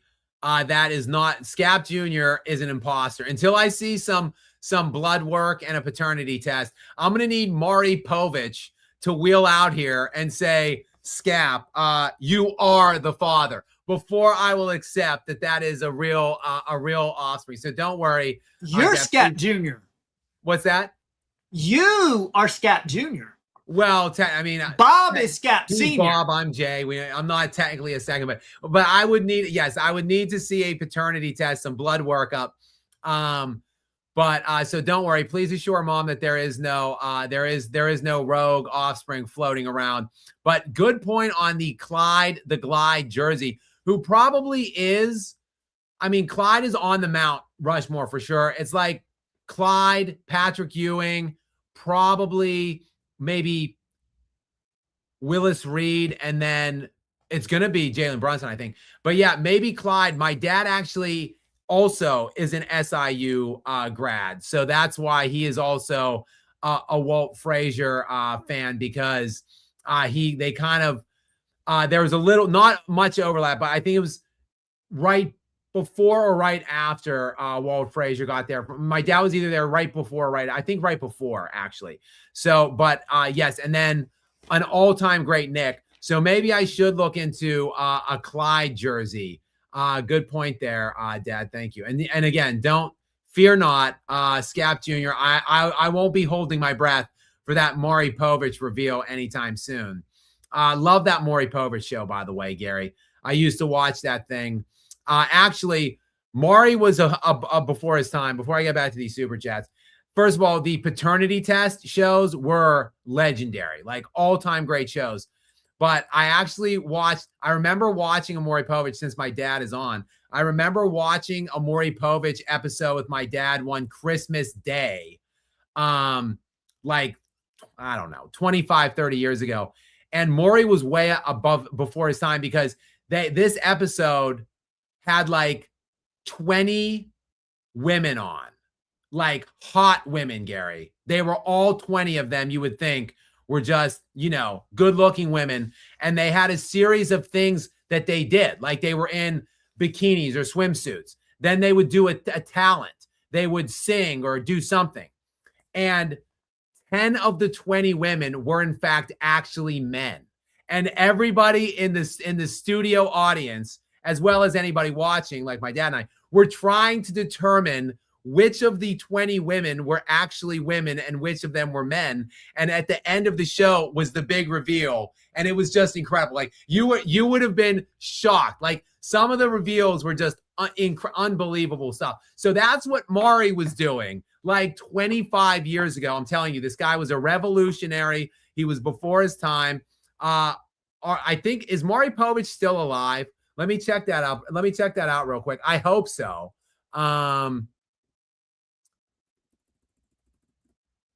If not, I was going to say R.I.P. Maury Povich. He is still alive. He's 87 years old right now. Born January 17th, 1939. Still kicking. Shout out to you, Maury, if you're watching. Thank you for all of your legendary work. All right, I believe we are next in. Oh, wait. We got to get back to Vivid Sid because Vivid Sid 94 is a regular and doesn't even have a hard-hitting question, just supporting today. Thank you very much, Vivid Sid. I appreciate you very much and your support and your, routine and continual engagement and interaction here. I really do appreciate you. Will N8664 is up next saying, forget Epstein. All the Cavs players got violated on Brunson Island. Yeah, the Cavaliers were in hell in this series, Will N. Like a whatever. 11, like I said, 11, 13, 16-point differentials, now 39 or 37-point differential. Add it all together, I don't know. It's like a 20-plus point differential probably, which is exactly what the Knicks happen to be winning all of their postseason games by right now. They're actually 22.7 differential in their wins and a 1-point margin in their 2 losses. When you add it all up, it's about 20 points per game on the net differential right now. Just unbelievable through 3 rounds of the NBA playoffs. Just unbelievable. All right, Booge Got That Beam is up next, or again, I should say up in again, because Booge is here all the time and all night long. LeBron James was only 15 years old the last time the Knicks were in the finals. Time is insane. Yeah, it is pretty crazy. Yeah, like I said, I think I had my driving learner's permit back the last time that the Knicks were in the finals, because I am, as I always say, just around the same age as LeBron James, actually. So that would be insane if the Knicks, well, it already is insane that they're back, but if they win, both me and LeBron were like negative 10 or 11 years old the last time the New York Knickerbockers, I should say, won an NBA championship. So it is crazy. And time, as they say, Booge, flies, because I certainly don't feel like it's been that long. Like when I look back on 1999, it certainly doesn't feel like I should be in my damn 40s now at this point, but time has wings, as they say. All right. Abdur is in now. Again, we saw Abdur last night. Thank you very much. I'm not going to embarrass myself or you and your handle by trying to pronounce that whole thing. But Abdur, thank you very much for coming back into the sponsor area. Thank you for just being here in general and listening and talking to us and hanging out with us for the night. It's pretty cool. I appreciate it. James Trashton is the weakest superstar ever. I mean, it's hard to deny or reject that. Like, let's just look at the all-time scoring list real quick, in which I believe he's 10th at the moment. Ninth. He is 9th. He passed Shaquille O'Neal this year. He is about 1,500 points away from Wilt Chamberlain and Dirk Nowitzki. So those 2 names could come and go quickly. Like, so look, Harden, I think, wants to play 2 more years. I think he's 36 in his year 36 this year. he will be. My dad says he started in SIU in 1968, the last year. Here, wait, hang on. I just want to update that Frazier piece. He said, I started in Southern Illinois University in 68. The last year Frazier played was 67. So I actually had it reversed. My dad started right after Frazier. So, but he was still, the buzz of the glide was obviously still in the air on campus, I'm sure. They actually won the NCAA championship as well with Walt Frazier. So, but anyway, yeah, I mean, James Harden, he's in his age 36 season. Next year will be 37. I think he wants to play 2 more years. He will pass Michael Jeffrey Jordan on the all-time scoring list if he plays 2 more years. That's wild. So with that in mind, probably yes, Abder, you're right. James Harden is the weakest superstar ever. And it's crazy. Kevin Durant is going to play a few more years too. This year, he just passed Michael Jordan last season on the scoring list. He's 5th all-time right now. This year, he will pass Kobe Bryant. So Kevin Durant will drop Kobe Bryant to 5th this season. KD will move to 4th. And then at that point, if KD plays another year or two, he has a look at, he will pass Karl Malone for 3rd. And like how much longer KD wants to play or do this for, he could get past Kareem Abdul-Jabbar. So like Kevin Durant very easily could, if he wants to stay long enough, he could be second to only LeBron James by the time it's all said and done. While James Harden, who started his career on the same team as Kevin Durant, could get as high as 4 or 5 on the all-time list. So it's crazy to think about that. And then the two of them at the end of the day, probably 20 years each. So 40 years, 40 cumulative years of elite, upper echelon, high-end scoring performances by James Harden and Kevin Durant in 40 years will have combined for 2 trash championships. That's it. 2 just whatever, coattailed championships for KD on the back of a 73-9 team in the Golden State Warriors is it for James Harden and Kevin Durant combined. Crazy. Boosh got that beam in again here. Boosh, thank you very much. LeBron is definitely not going back to Cleveland with Harden after this series outcome. No, agreed. There's no way they play together in Cleveland. And I've been talking about this for a while. These are the all-time NBA leaders for usage percentage. These are regular season. Let me get career.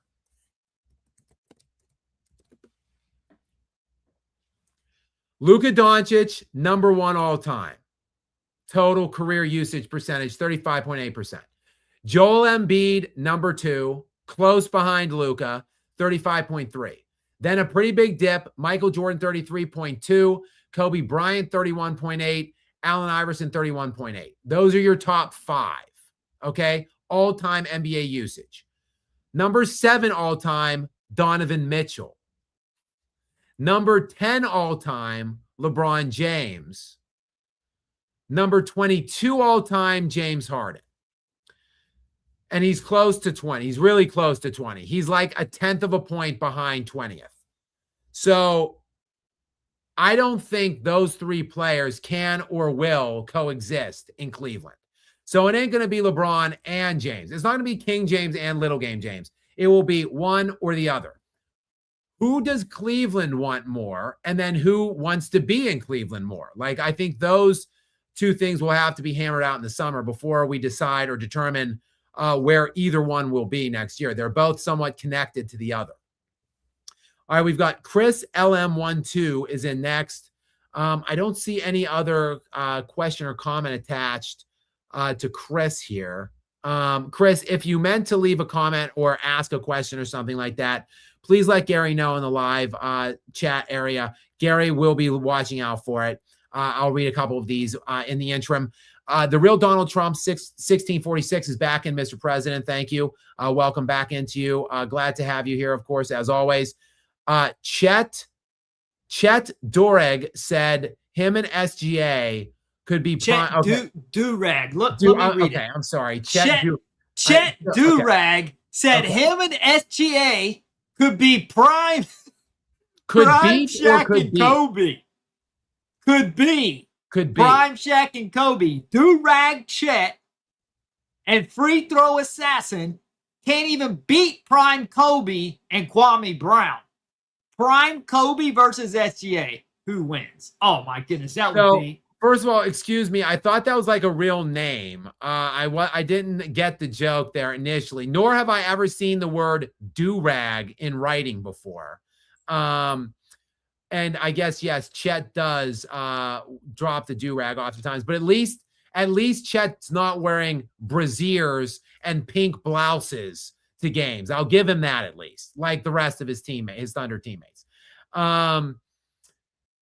No, they can't be Prime Shaq and Kobe, and they can't beat Prime Shaq and Kobe.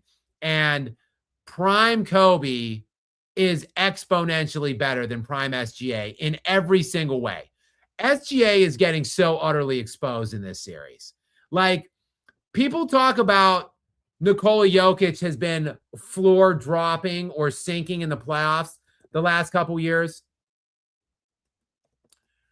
Nikola Jokic against this Thunder beast last year in that, that series where SGA outplayed Nikola Jokic. First of all, SGA was going against defenders the likes of Jamal Murray, Christian Brown, 36-year-old Russell Westbrook. Those were the defenders that Shai Gilgeous-Alexander was playing last year in that series, while Nikola Jokic was getting physically, criminally assaulted by Alex Caruso hanging off of his body. He was basically playing with Alex Caruso hanging off of his body on one end, with the two best big defensive players in the league, not named Victor Wembanyama, Chet Holmgren and Isaiah Hartenstein backing up behind Alex Caruso hanging off his body. That was what Nikola Jokic was dealing with. And in that 7-game series, Nikola Jokic, 28 points, 14 rebounds, 6 assists, 1.7 steals, and 1 block a game on 48% shooting from the field. So 28, 14, and 6 for Nikola Jokic on 48% under those ridiculous circumstances. And let's see what old back-to-back league MVP SGA is doing in this series, shall we, so far? Getting his ass exposed is what he's been doing. Shai Gilgeous-Alexander, 24 points. 10 assists. That's nice.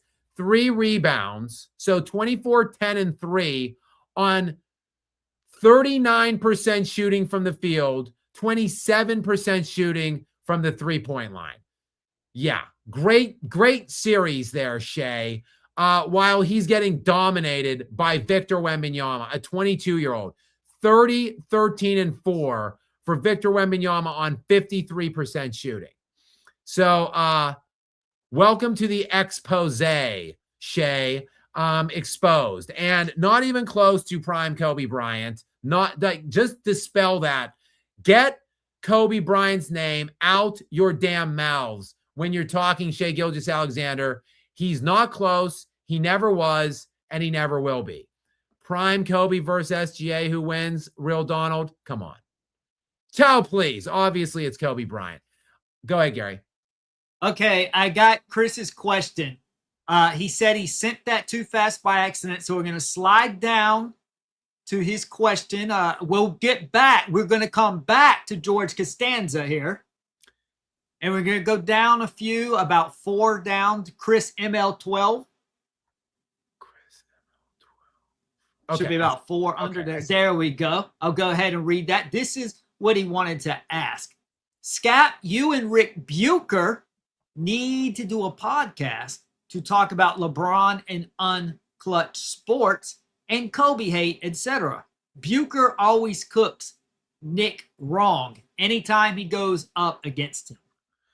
Would love to do it, Chris. I love Rick Bucher. I am a fan of very few people in the sports media sphere or the sports, broadcasting, people out there. Rick Bucher is one of the very, very few that I really love and respect. Loved Hubie Brown. I talk about Jim Rome all the time. Big fan of his. Rick Bucher. Those are really three names. Maybe the only. I like Dan Patrick too. Like, those are probably the four main guys that come to mind. So Rick Bucher, it would be an honor to do something with Rick Bucher. He's a legend, though. He's been in the game forever. He covered the NBA very closely for many years. Kobe called him Slick Rick, was his nickname. I don't know that I have achieved the platform size or the name yet to be able to, elicit a Rick Bucher conversation or not. I don't know if he is. I guess everybody's probably on YouTube these days. Let me see if Rick Bucher has a YouTube channel or anything at this time. Doesn't look like it. He's just on different, people talk about him or whatever. I think he's on Fox Sports or something like that. Yeah, he doesn't look to have an actual YouTube channel. But I would love to. I love Rick Bucher. I respect him. I would love to have a conversation with him. I don't know. I don't really know how I go about setting these things up or reaching out to these people. Like, I would love to do like at least one or two interviews a week or something with these people or with different people. I think that would come out well. It would be compelling. I think I could have good conversations. Just a matter of learning or figuring out how to go about doing it and like get in touch with them and ask them. So I don't know. Maybe that's something, a different direction I could go down. If I start this daily show that I want to do, maybe like one or two shows a week are just going to be a conversation or an interview or something like that with somebody. But I'll keep you updated whenever I know exactly what it's going to look like or when it's going to be. Obviously, you guys will be the first to know. Next in, Costanza. What's up, George? Welcome back in, the Human Fun CEO. Jalen has a ring. Jalen has a ring. Lil James, go ahead, Gary. I'll let you give this a go. Jalen has a ring. Little James still has 0. Happy Festivus. Happy Festivus. Happy Festivus to the rest of us. Let me ask you this, George, Human Fun CEO. Let me ask you this. Do you have to do some airing of grievances? Is there anybody that you need to tell a certain something to that you want to on here? Please let me know. And do you just keep, here's a question I have for you. Do you keep the Festivus poll up all year round? Let me know. Stump is back in again. Welcome back to you, Stump. By the way, I made a mistake. It was the Raptors that was the Knicks' toughest opponent. Well, no, the Knicks played the Cavs. I'm sorry. The Cavs played the Raptors and the Knicks played the Hawks. You had that right. I think both of those, well, no, the Knicks went 6 with the Hawks, remember, in the first round. And then the Raptors took the Cavs 7. But the Hawks, look, that was a close. It was 113-102 in game 1, but the Hawks were in that game. Then Atlanta won 107-106 in game 2. Then 109-108 in game 3 to go up 2-1. Then the Knicks 114-98 win, 126-97 win, and then 140-89 win.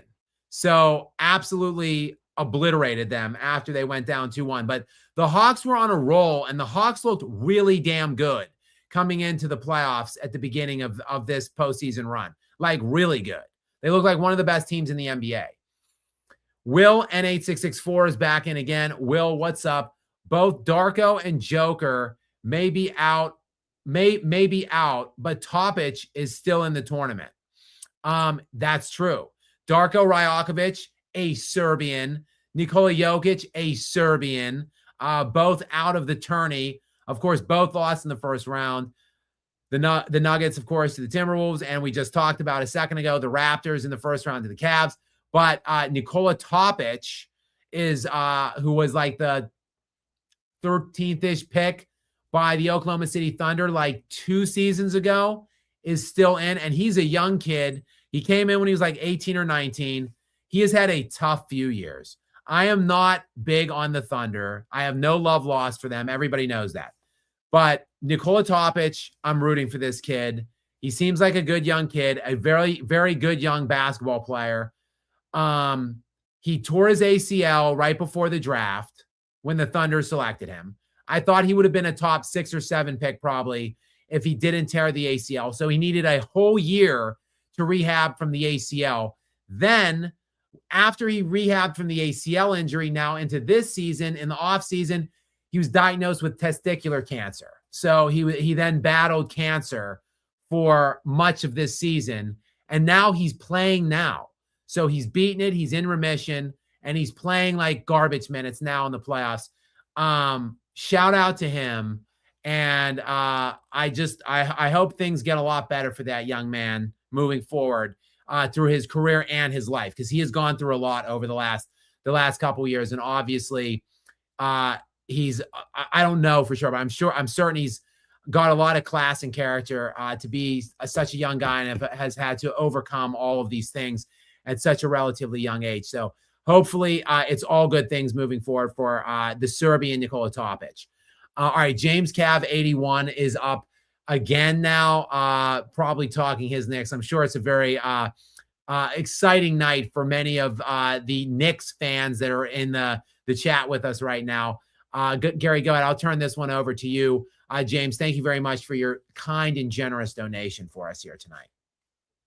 Skap, did you ever think Brunson would make this kind of an impact back when he signed with the Knicks?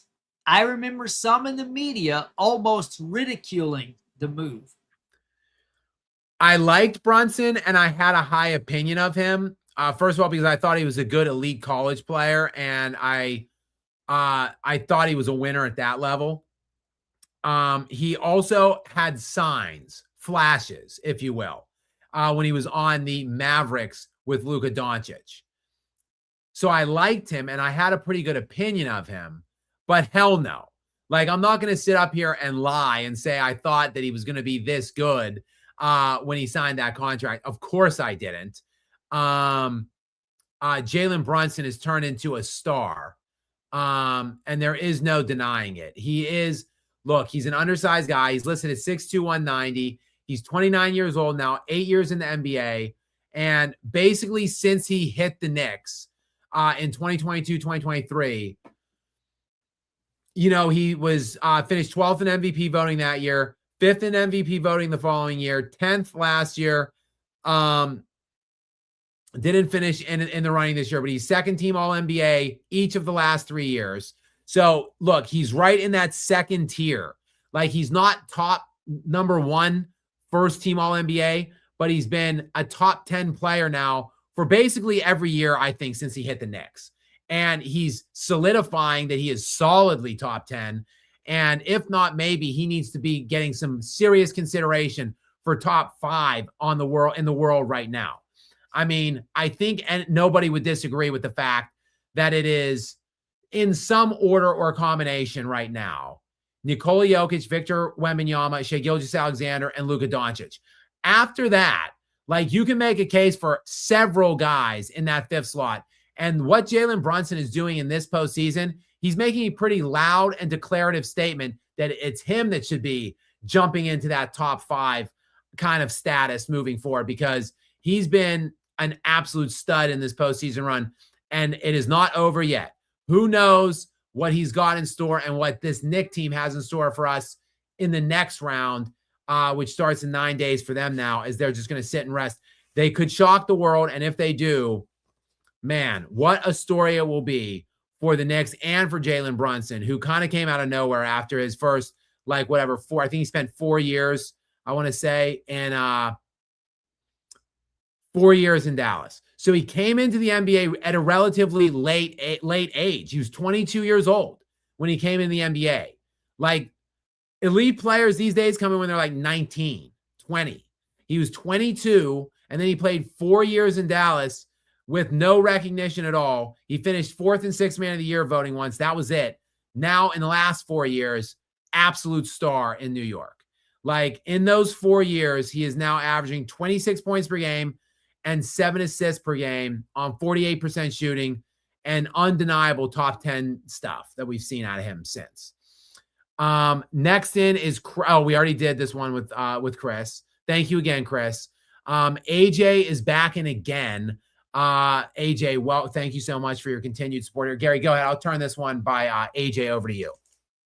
Skap, I saw a video comparing my Knicks run to the finals to my 2024 Yanks run to the World Series, and it is very similar. The Dodgers would be like the Thunder.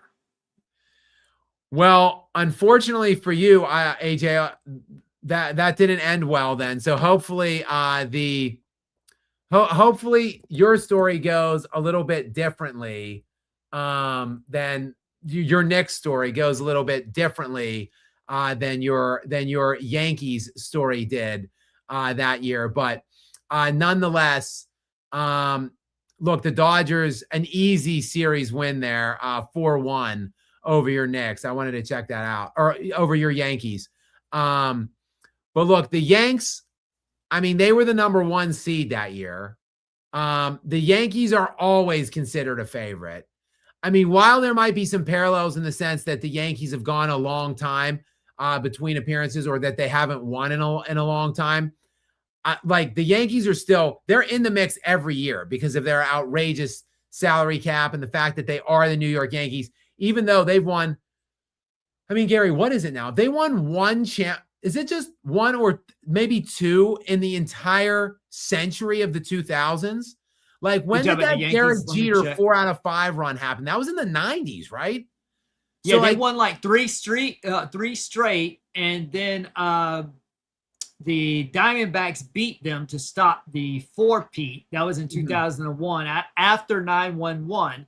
So they won in 2000, 99, and 98. And then 97, the Marlins won. But in 96, the Yankees beat the Braves. I'm actually remembering this off the top of my head right now, believe it or not. So, yeah, they won in 96. Then the Marlins beat the Indians.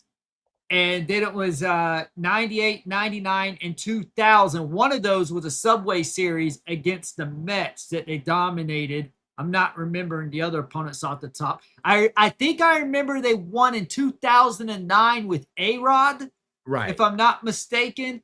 I don't know. That may be the last time off the top of my head. It is, Gary. They won in 2009 and they won in 2000. So they have won literally 2 titles in 26 years now, this century. That is mind-blowing. For a team with as much money, like power, pool, whatever, like a team that has won so many before the 2000s started, for them to only have 2 is insane to me. So I guess I see where AJ is coming from here. But still, like I said, the Yankees are always considered in the mix. The Knicks haven't been in a long time.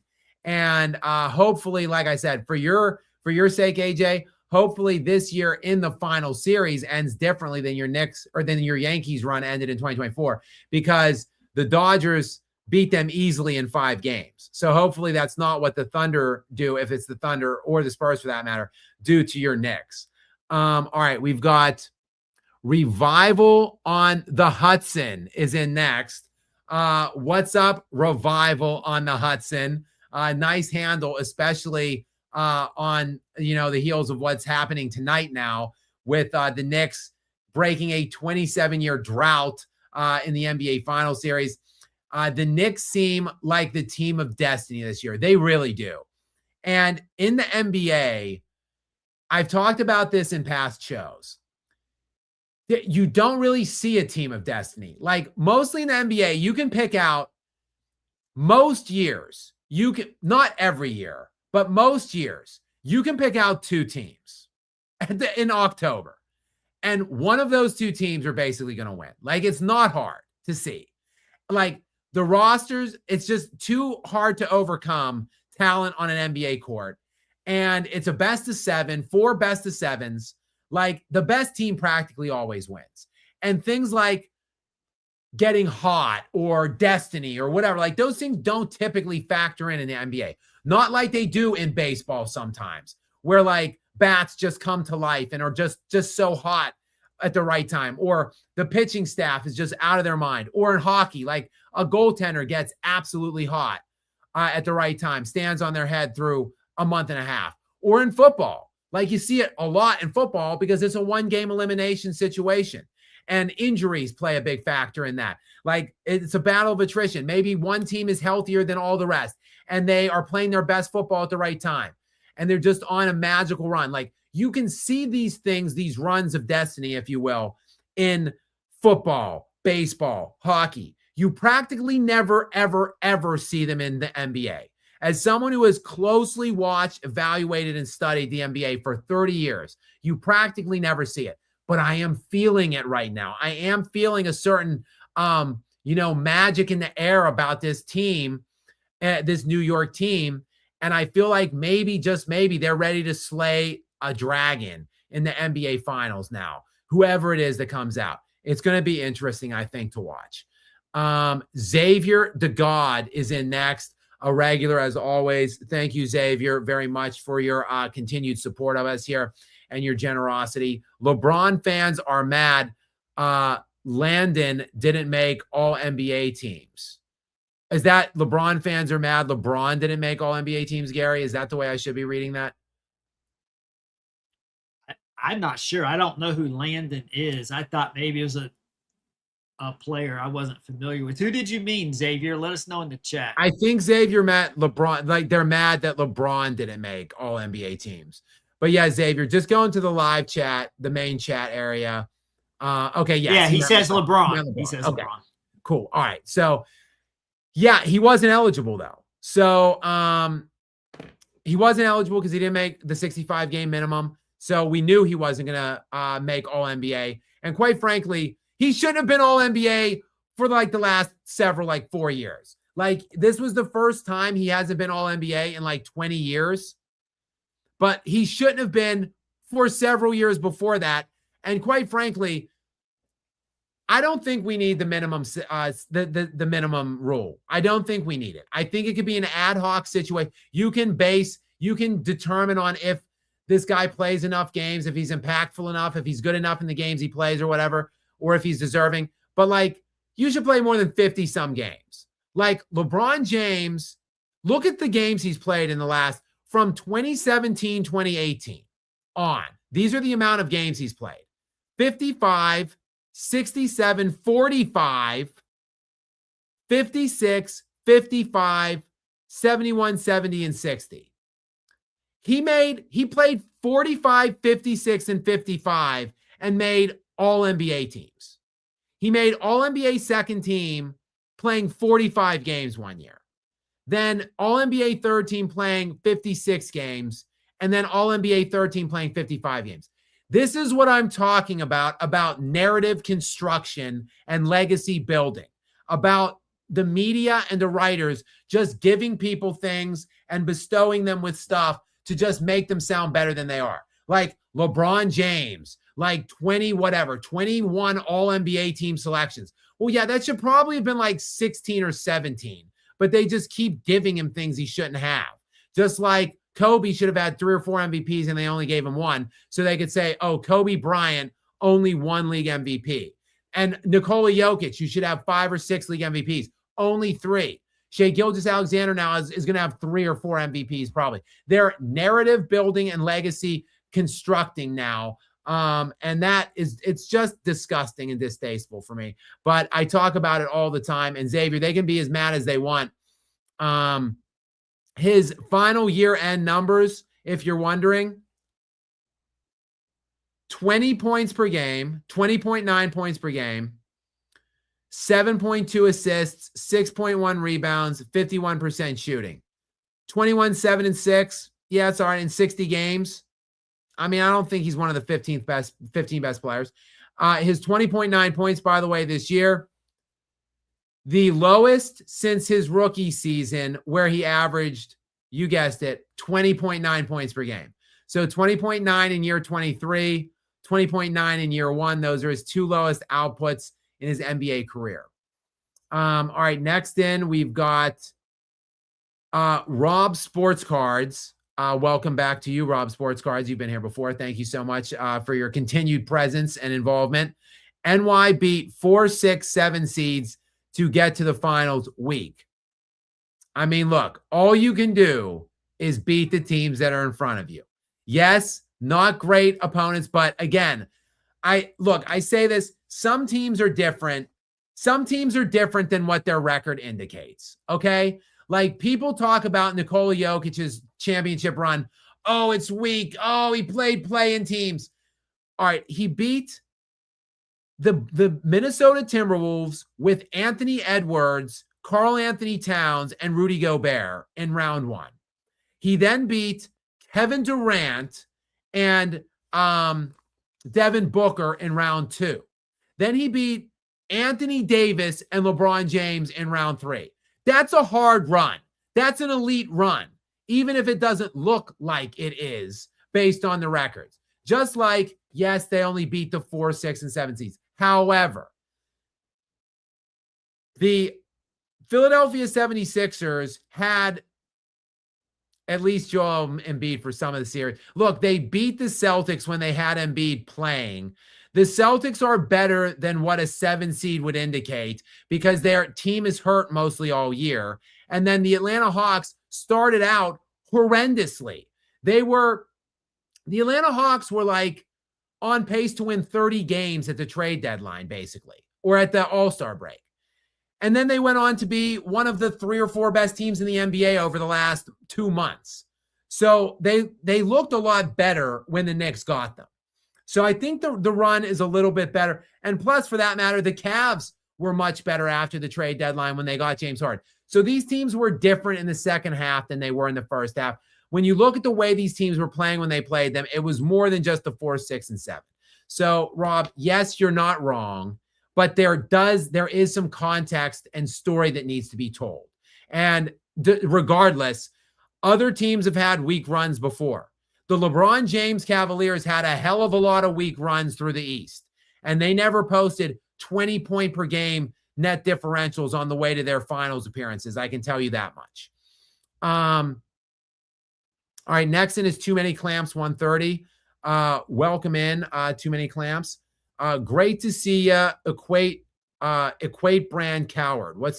I don't exactly know what that means from too many clamps. Equate brand, does that mean, okay, is Equate like the generic brand? Is that what that is? Is he trying to say I'm like a generic Colin Coward? Is that what the analogy or what Too Many Clamps is saying? Too Many Clamps, let me know. Are you saying I'm a generic Colin Coward? If so, I take exception to that because I hate Colin Coward and I don't respect him as a personality or a journalist. At least give me like generic Jim Rome status or something, someone I respect. Oh, look, we've got Skap Jr. is in, which it's a family reunion. What a miracle. So what now? So now I've got not just Skap Jr. Now I am a grandfather. I am a very young grandfather, if that's the case. No, he's giving a shout out to your father. He's united with he united with his father earlier, and then his grandfather came in a chat.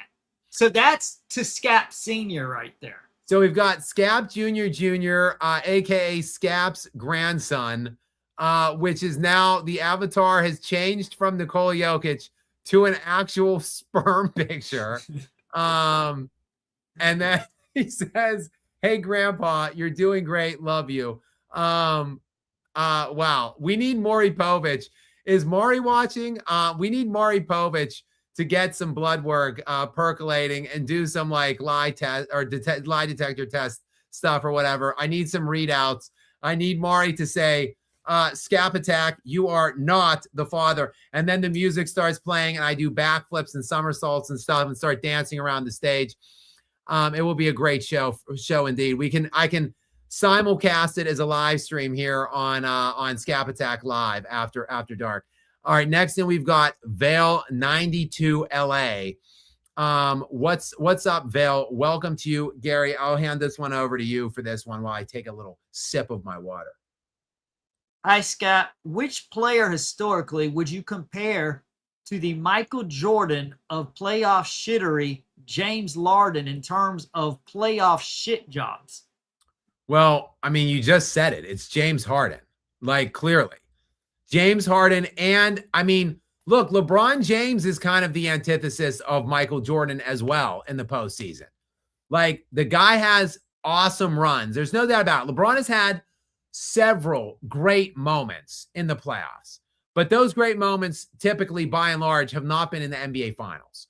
So I think the two names that typically come to my mind, Vale, in terms of the anti-Jordan for the playoffs would be either one of the two James boys, either Little Game James or King James.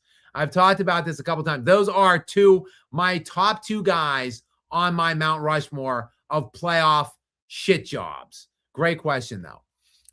The modern discourse is in next. Knicks will sweep the finals. Calling it now. Quote me later. Modern discourse. If the Knicks win in 6 or 7, that's a shock job. Like that shocks the NBA world. If they win in any amount of games, if they sweep the finals, that would be the biggest upset, I think, in NBA history, or the biggest shocking outcome in NBA playoff history, in my estimation, in the finals history for sure. I hate to throw my Lakers, Kobe Bryant and Shaq in the mix. And that team was so shallow and so thin on the bench. Karl Malone getting hurt in that series really did, I think, impact it. The Pistons probably still would have won, but it would have been in more than 5 games. But probably one of the most shocking, biggest upsets in NBA history is probably that 04 Pistons team over the Lakers with Shaq and Kobe and Gary Payton and Karl Malone.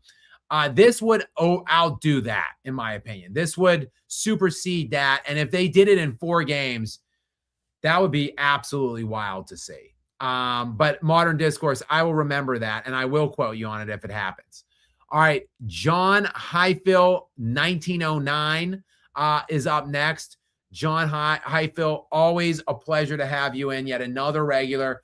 Thank you very much, sir. I appreciate it. Skap, lay your odds of the Knicks winning. So you've joined a little late. That's okay. This is from about 20 minutes ago. We talked about it already earlier in the show. I would give them 50-50. I would give them clean 50% odds of beating the Spurs at this point. As healthy, as fresh as they're going to be, as much of a run as they're on, I would give them 50-50 odds. If it's an actual Vegas money line you're looking at, like I said, it'd be about even money, like $1 to $1, basically. If we're talking Thunder are the team that they're going to meet, I think the Thunder are favorites. Maybe the Thunder like minus 110 or something like that to win. But I give the Knicks very, very applicable. Like I think their implied odds would be like 45% win chance in the finals against even the Thunder. They're that rested. They're that primed. They're on that much of a roll. And look, if it's the Spurs, they match up well against the Spurs. So they got that going for them. If it's the Thunder are extremely banged up without AJ Mitchell or Jalen Williams. And as deep as that team is, they're their two most important ball handlers and offensive initiators outside of Shea. So like, that's a big loss for them. And they're both good defenders as well. Jalen Williams was all NBA last year. And AJ Mitchell has been great defensively this playoff run. So there's a good chance that the Knicks can win this thing and really pull off this thing and win their first championship in 53 years. All right. Erg is in next. Erg, what's up? I appreciate it. Gary, what does Erg want to know? Or what's the question or comment from Erg? NBA has to bring the flopping penalties in game. How to fix it? Someone should be watching replays for flops all game and assigning technical fouls. I like it, Erg. I like it. Thank you for your kind donation and your support for us here tonight. I appreciate you. And I like this comment. I like the idea. You have a dedicated guy in New York watching every game that's going. Each guy is assigned to a specific game, and you've got the game footage of it. And they review quickly, and they wire into one of the game officials on the floor and say, hey, that was a clear, egregious flop. That's a technical foul, and the ball, possession of the ball to the other team. And if it's bad enough, if it's egregious enough looking, I say you can just eject these players. And like that would really, you got to take drastic and extreme measures at this point to fix something that is so broken. So you just have to do take it to extreme measures, and that's what I would do, Erg. I'm with you, though I take it even a step further and institute ejections and then suspensions for really extra egregious flops. All right, next in we've got Isun Min, who was, I don't know, sent like 20 of these super chat things last night to us. Thank you very much, Isun Min. I thank you very much. Appreciate you being here again. Gary, can you read this latest question or comment for me from Isun Min? I'm a system, quote. He trying to be like the terribly overrated rapper people are afraid to criticize, Jay-Z. I'm not a businessman. I'm a business man. I like that. That is an apt analogy. It's a good comparison. James Harden, again, famously said that when he was in his introductory press conference in Los Angeles. And he said, you know, I don't work in the context of a system. I am the system. I am a system. You know what I mean? That was the exact paraphrase quote. And he's right. He is right. He's not wrong. He is a system. Arrive to X city. Have a tremendous regular season or seasons, plural. Systematically choke shit pants and collapse completely in the playoffs. Destroy your franchise. Then throw GM under bus and teammates. Demand trade. Handpick which city he's going to next. Make $50 million a year. Arrive at X city, repeat process. And he's done that like 5 or 6 times in his NBA career. And it is a system. He ain't wrong. We've got Vinsanity the Great is in next. Welcome to the show, Vinsanity the Great. And thank you so much for being here as always. So happy to see Anunoby return to the finals. OG Anunoby has been on an absolute roll in these playoffs. Just a ridiculous run. He, of course, was in Toronto for the beginning of his career. For a while, actually, for 7 years. He's been in New York for 3 years. He is 28 years old. He defensive top. He was 10th in defensive player of the year this year, and all defense second team selection. In the regular season, 17 points per game, 48% shooting from the field, 48% shooting, and 17 points. Great regular season for him. But in the playoffs, 20 points per game, 59% shooting, 59, and 51% shooting from the three-point line in this postseason. So playing elite defense, getting you 20 points per game, and his true shooting percentage in these playoffs. Let me find the true shooting percentage. In this postseason, 74%, leading the NBA postseason. So again, an elite defender who's averaging 20 per game, and he is leading the entire field in the NBA playoffs. 74% true shooting. Just on an absolute roll for OG Anunoby. Again, the Knicks are going to be a tough out. Like, you've got that guy, and you've got Jalen Brunson and Karl Anthony Towns doing what they're doing right now. It's wild how good they look right now. It really is. All right, the Out of Pocket Variety Show.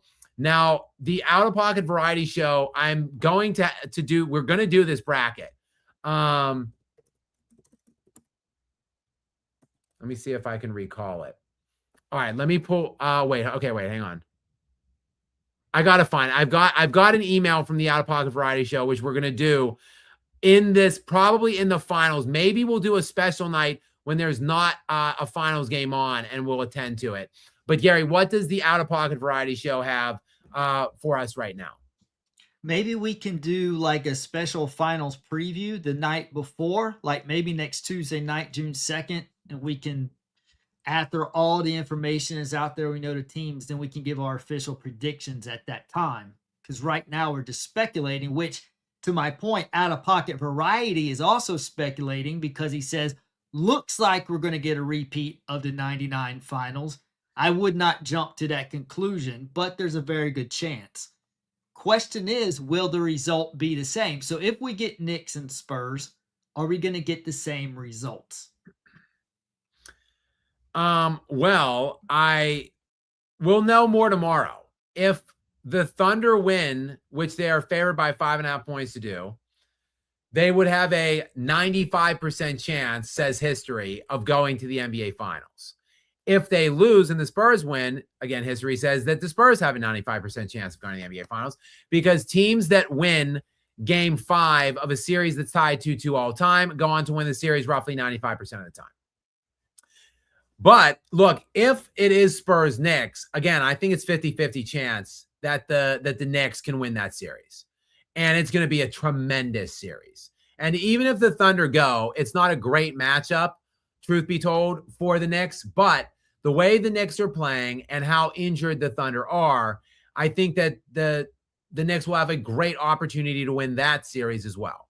So either way, the Knicks are going to have a really good look. And Out of Pocket Variety Show, what I was alluding to before, I didn't see your comment, but before Gary read your comment, you said also, what was your thoughts on my playoff bracket? That was what I was alluding to, the email that I have.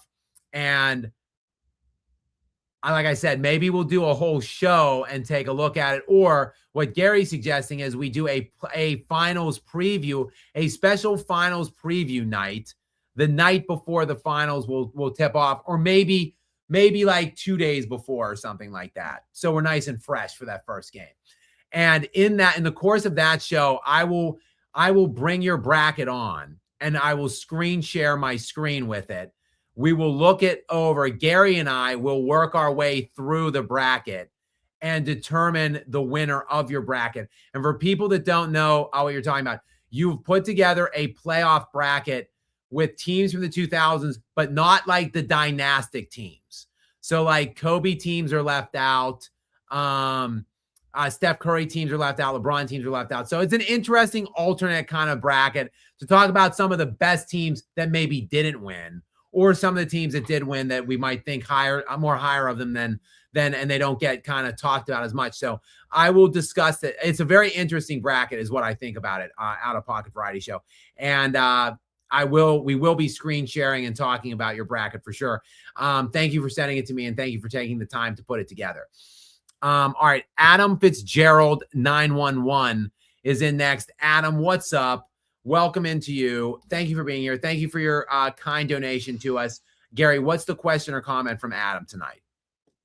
James Harden finished with more turnovers, 5, then made field goals, 2, for the 33rd time in his playoff career and the 7th time this postseason. See, this is why I could not take the Cavs over the Pistons. And we would be in the midst of a good... I still think the result would be the same. I think the Knicks would be in the finals. But at least we would have had a good, entertaining series if Detroit had made it like they should have. This is... I just can't stand guys. They just ruin everything. Like 1 minute they're good. He was good enough to get past the Pistons and then just ruin the Eastern Conference Finals. It's just so annoying. Well, I did not pick the Cavs in that series because, again, I was concerned with their youth, inexperience, and lack of offense surrounding Kate Cunningham. And unfortunately for them, a lot of their elite players, Jalen Duren, Asar Thompson, right? Unfortunately, they are massive offensive liabilities. Right. So like I was concerned, but yes, you're right. The Cavs could have at least had the good graces to bow down and choke against them, and then let the Pistons play a harder, better series against the Knicks. I'm with you there, Gary. But that is, I captured that. I screen grabbed that, Adam. Thank you very much for doing the legwork on that research. If I do a video tomorrow or tonight on James Harden, I will likely include that prominently mentioned in that video. He has played in like 197 playoff games off the top of my head. But let me, because I've kind of been looking at his playoff. Let me see if I'm right on that. He has played in 190 going into tonight. So it's 191 now is how many playoff games he's played in. So 33. Let me resort to my my little calculator here because my math is not great. That is I'm going to have to check that. I thought it was higher. I thought the percentage was higher. It's roughly 18%. I thought it was like 25%. That he's done that. More turnovers than made field goals. So, Adam, are you certain about those numbers? Let me know in the live area if that is. Oh, you know what? I know what it is. That you are right. It is about 18% of the time that it is more turnovers than made field goals. If you expand that though to as many turnovers as made field goals, so the same number, then that percentage grows to 25%. You're right, Adam. But that is still an astounding number. And 7th time this postseason is crazy. They played 18 games in this postseason run. So that is 40% of the time, nearly 39% of the time, 7 times out of 18, 39%, that little game James Harden dropped more TOs than field goals made in a playoff game this year. Unbelievable choke by James Harden. But again, we realistically should not be surprised in the least. All right. We've got too many clamps. 130 is back in again. Fans have control issues. They all think they can control the outcome by posting on Facebook. If your team took your advice, they would win 0 games. I mean, yes and no, too many clamps. Like sometimes fans have okay ideas. Sometimes fans have better ideas than I'll tell you this. Sometimes fans have better ideas than general managers and owners of franchises. I'll tell you that much. But coaching wise, yes, I typically by and large agree with you. And also too many clamps. Are you just going to completely gloss over my question? Like your last comment about me being whatever, something, an equate brand coward. You're just going to jump right over that. You're not going to, I'm not asking for a super chat. I said you could let me know in the live comment area. He did confirm that. I think he's joking around. He did say, I think he did say yep. I think he was referring to that. And I'll tell you, and this is what I say, Jay, our brains work different. When I read this, I interpreted it different. When he said fans have control issues, they all think they control the outcome by posting on Facebook. And I'm thinking what he meant, and maybe I'm wrong. Maybe he did mean it the way you interpret it, is that you think that if you post on Facebook, go team go, that's somehow going to help. Because you already know how I've been with the Spurs fan base, that if I'm like, I just don't think we're there quite yet, they're like, no, you got to believe. I'm like, hold up. It doesn't matter what I think. The outcome will be the same. I'm not on the team. Spoiler alert. So if I think, hey, we're not quite there yet, but then they do win it, okay, I was wrong. It doesn't matter. Me saying I don't think they're ready yet does not actually make them lose the game. You see my point? And so you sit there and but I like what you say. You say, hey, We can bookmark this argument because time will tell. And then we can evaluate it. And I wanted to clarify my position because I have a lot of people saying, Gary, you're a loser. You have a loser's mentality.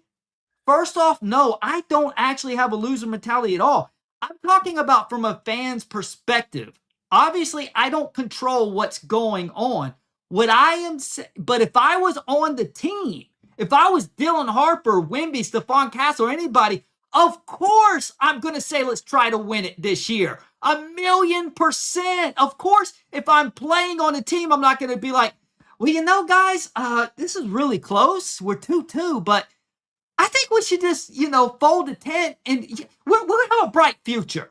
So let's not give as much effort. It's their time. They're the defending champs. They're better than us. Of course I don't have that mentality.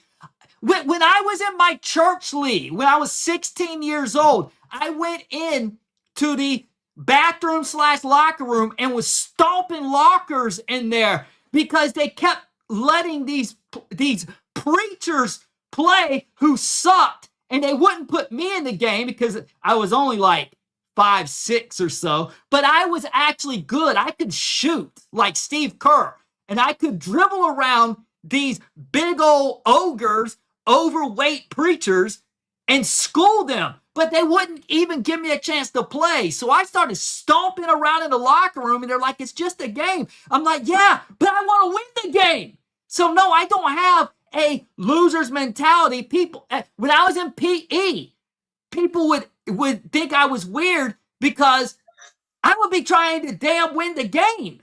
And people are like, Gary, relax. We're just having fun. I'm like, yeah, it's fun if we win. So of course, you saw that script I sent you called Catch 21. That is my mentality. I do not have a loser's mentality. All I'm saying is at this point, because the Spurs roster's not fully constructed and they have a bright future, I'm not expecting them to win this year. But I will say this.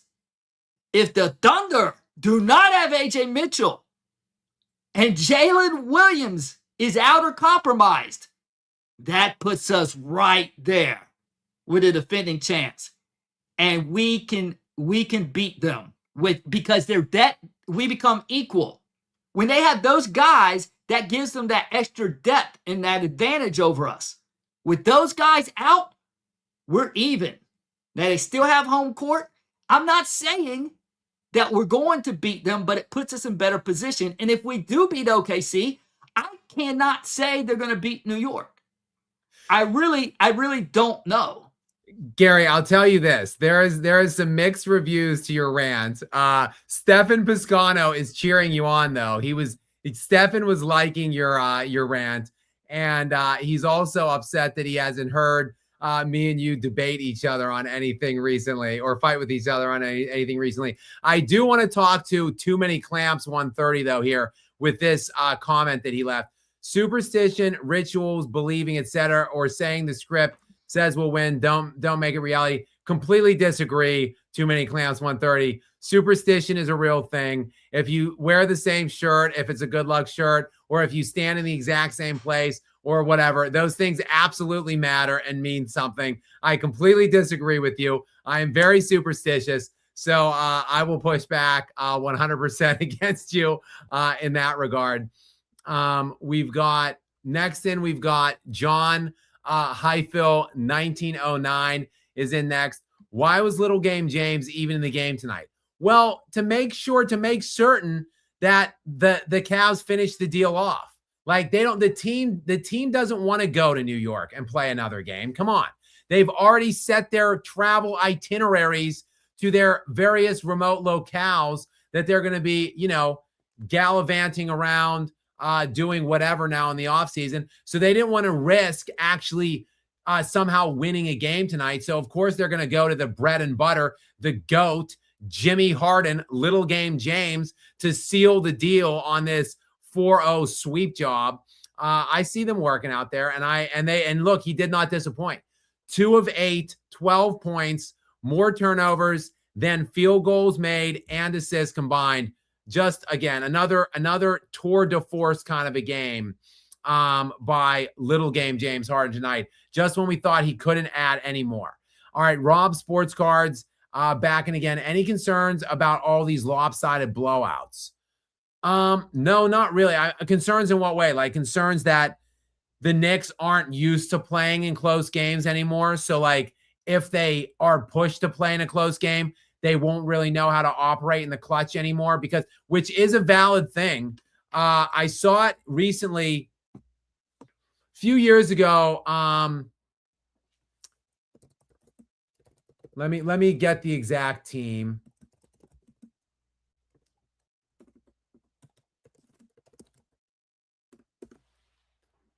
Okay, let me see here. Well, that did me no good. I swear it was someone recently that had like, maybe was it the Lightning one year? I swear, maybe because I'm near Tampa. I swear, okay, maybe it was the Lightning actually. 120, they had 128 points that year.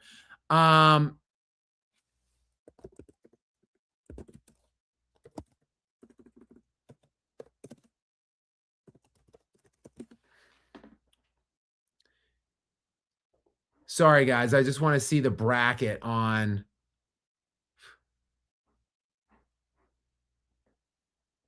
So the Tampa Bay Lightning did lose. Not only did they lose, they got swept.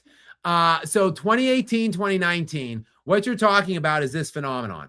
2018, 2019, Tampa Bay Lightning, one of the greatest teams in NHL history. They had 62 wins. Like that includes overtime. Like so 62 wins is nuts in the NHL regular season. And they had the third most points ever in NHL history, 129 points. And they went into the playoffs and got swept in the first round because they were never in close games. Like they never, like all season long, they were eviscerating teams. And then when they got into the postseason and they played close games, they just didn't know how to operate or function in those games. So like, are you maybe suggesting, Rob, that possibly the Knicks won't know because they've barely been in a game for well over a month now, that they just won't be able to operate in clutch time when they are inevitably in the confines of a close game against one of these teams in the West? I don't know. Maybe that would be a concern. And maybe rust is a concern too, because they're going to be off 9 days waiting for the start of the NBA finals now. So maybe yes, maybe rust, maybe the fact that their starters haven't been playing many minutes. They've been blowing teams out every single game. Maybe a little bit of concern, but I think those answers and those issues will be answered and alleviated within like the first game. I think maybe they knock those things out and figure it out after game one. And from there moving forward, I don't expect it to be too much of an issue. No. Okay. If that was indeed what you meant. All right. Too many clams 130s. And go ahead, Gary. Dude, if the Thunder go on to the finals, we'll have a zesty on zesty battle with McCain versus Cat.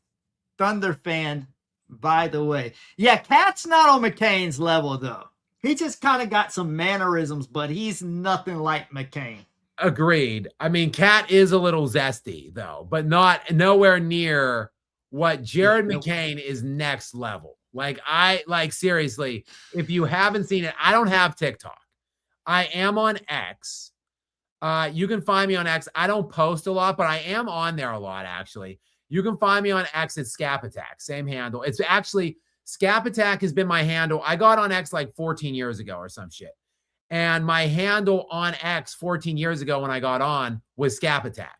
So that's where my YouTube handle, which I've been doing YouTube for like 3 years now, it came from my Twitter handle being Skap Attack. That's where my channel name came from. So if you want to follow me or whatever on X, you can find me on there on Skap Attack. I have a thing on Instagram, never been on there. I think I posted 2 things. I'm never on there.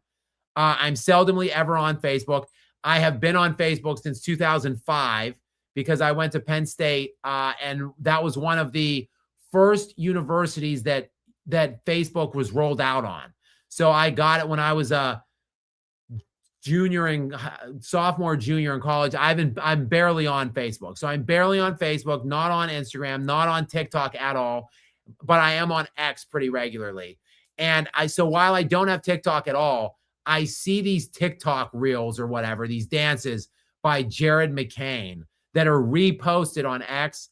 Yo, if you haven't seen this shit, it is wild. You gotta go find this footage. Like, it is crazy. He takes Zesty to a new level. Too many clamps. All right, John is back in. John Highfill, 1909. Very generous donation. Thank you, sir. Appreciate you very much. Go ahead with it, Gary. What does John have for us this time? Nah, Skap's not like Lucillin Coward, more like Mad Dog Russo. I actually really like Mad Dog Russo on ESPN First Take.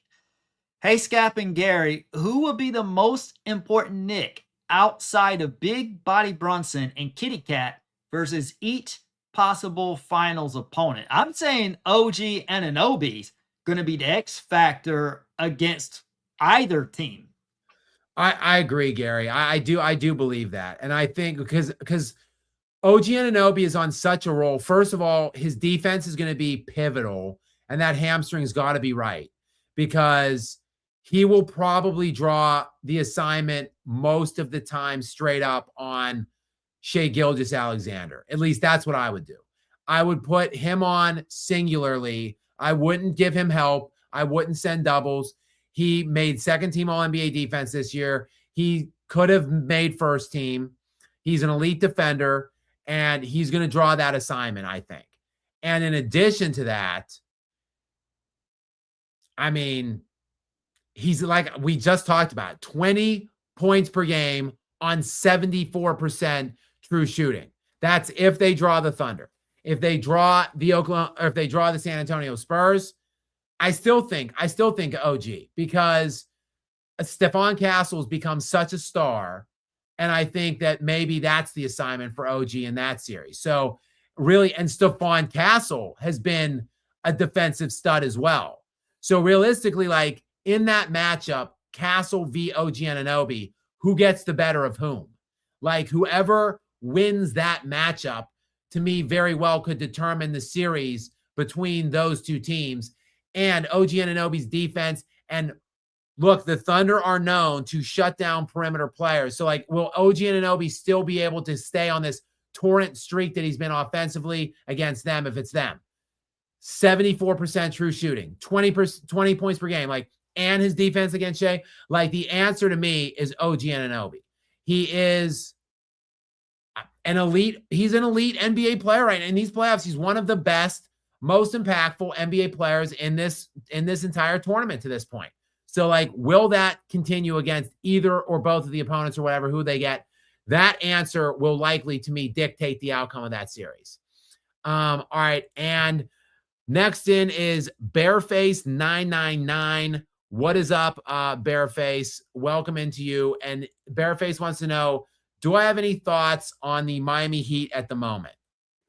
Not particularly. Let me check their books out. They're a mediocre team. In the NBA, quite frankly, you want to be elite or terrible. Like, you don't want to be mediocre, because you just wallow around in mediocrity, winning 42 to 50 games, having no chance whatsoever ever to win a championship, and never getting high enough picks to rebuild or get like elite, lottery picks in your franchise. So the Miami Heat have been they've been wallowing around in mediocrity hell for, like, I don't know, 15 years now. They're not terrible. They're not great. They're competitive. I'll say this though. Their books look pretty good. Like, they've got 186 on the cap right now in 2025, 2026. But in 2026, 2027, only 163 on the books. So the cap is expected to jump to around 200 milli next year. So they're like 40 off the book already. And then they've got 30 million. Andrew, well, that's a player option. So Andrew Wiggins will likely activate that, I would think. But they've got a couple of team options on Khalil Ware and a couple other guys. It's about 12 million on team options that could be voided. So ultimately, we're talking about 150 mil plus Andrew Wiggins, who on a 1-year expiring deal might be, an appetizing trade kind of candidate for them. So they maybe could get him off the books too. You could be talking about a very clean slate for this Miami Heat, and then possibly look, maybe it's time to consider trading Tyler Hero too. 33 million on an expiring deal for next year himself. So maybe you blow everything up in Miami.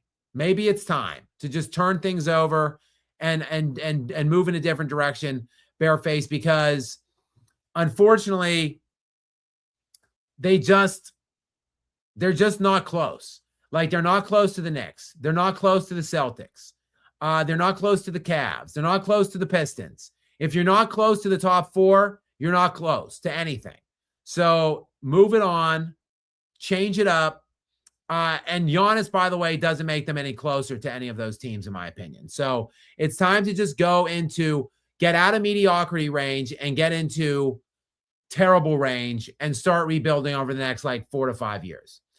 All right, too many clamps. We're not going to do this. Gary is not going to give us an epic rant with evidence about a hot dog is a sandwich or not. We're not going to do that. This is the dumbest thing I've ever heard. How's a hot dog a sandwich? When you tell a woman, go make me a sandwich, you don't say, go make me a hot dog. This is ridiculous.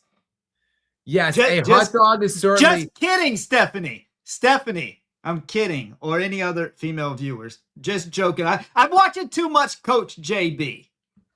I'll tell you this. A hot dog is one of the most unhealthy things you could possibly eat. Do you know what's in a hot dog? Have you seen the ingredients? It's literally like pig assholes. So I would urge you guys to not eat hot dogs. And if you do eat a hot dog, certainly don't put batter over it and deep fry it and make it into a corn dog. That makes it even worse. I think every corn dog you eat in life takes a full year off your life, guys. So please avoid the hot dogs and the corn dogs if you can. But too many clamps. A hot dog is definitively not a sandwich. Get out of here. That is an outrageous take. It is clearly not a sandwich. It's not, I don't know what it is. It's, like I said, pig asshole on some kind of a bun. So what you should do is don't eat it, ultimately. Guys, I can't believe it, but we did it. We did it. We broke the 3-hour streak. I'm going to get out, guys. I'm going to get out of here in under 3 hours for a change. My goal, let me just pull open the curtain. Your son is back. Your son, stop neglecting your son and come back. Dad, Skap Jr. says, I shouldn't watch Jared McCain's TikToks because I'm not old enough. What do you think, Grandpa? Love you.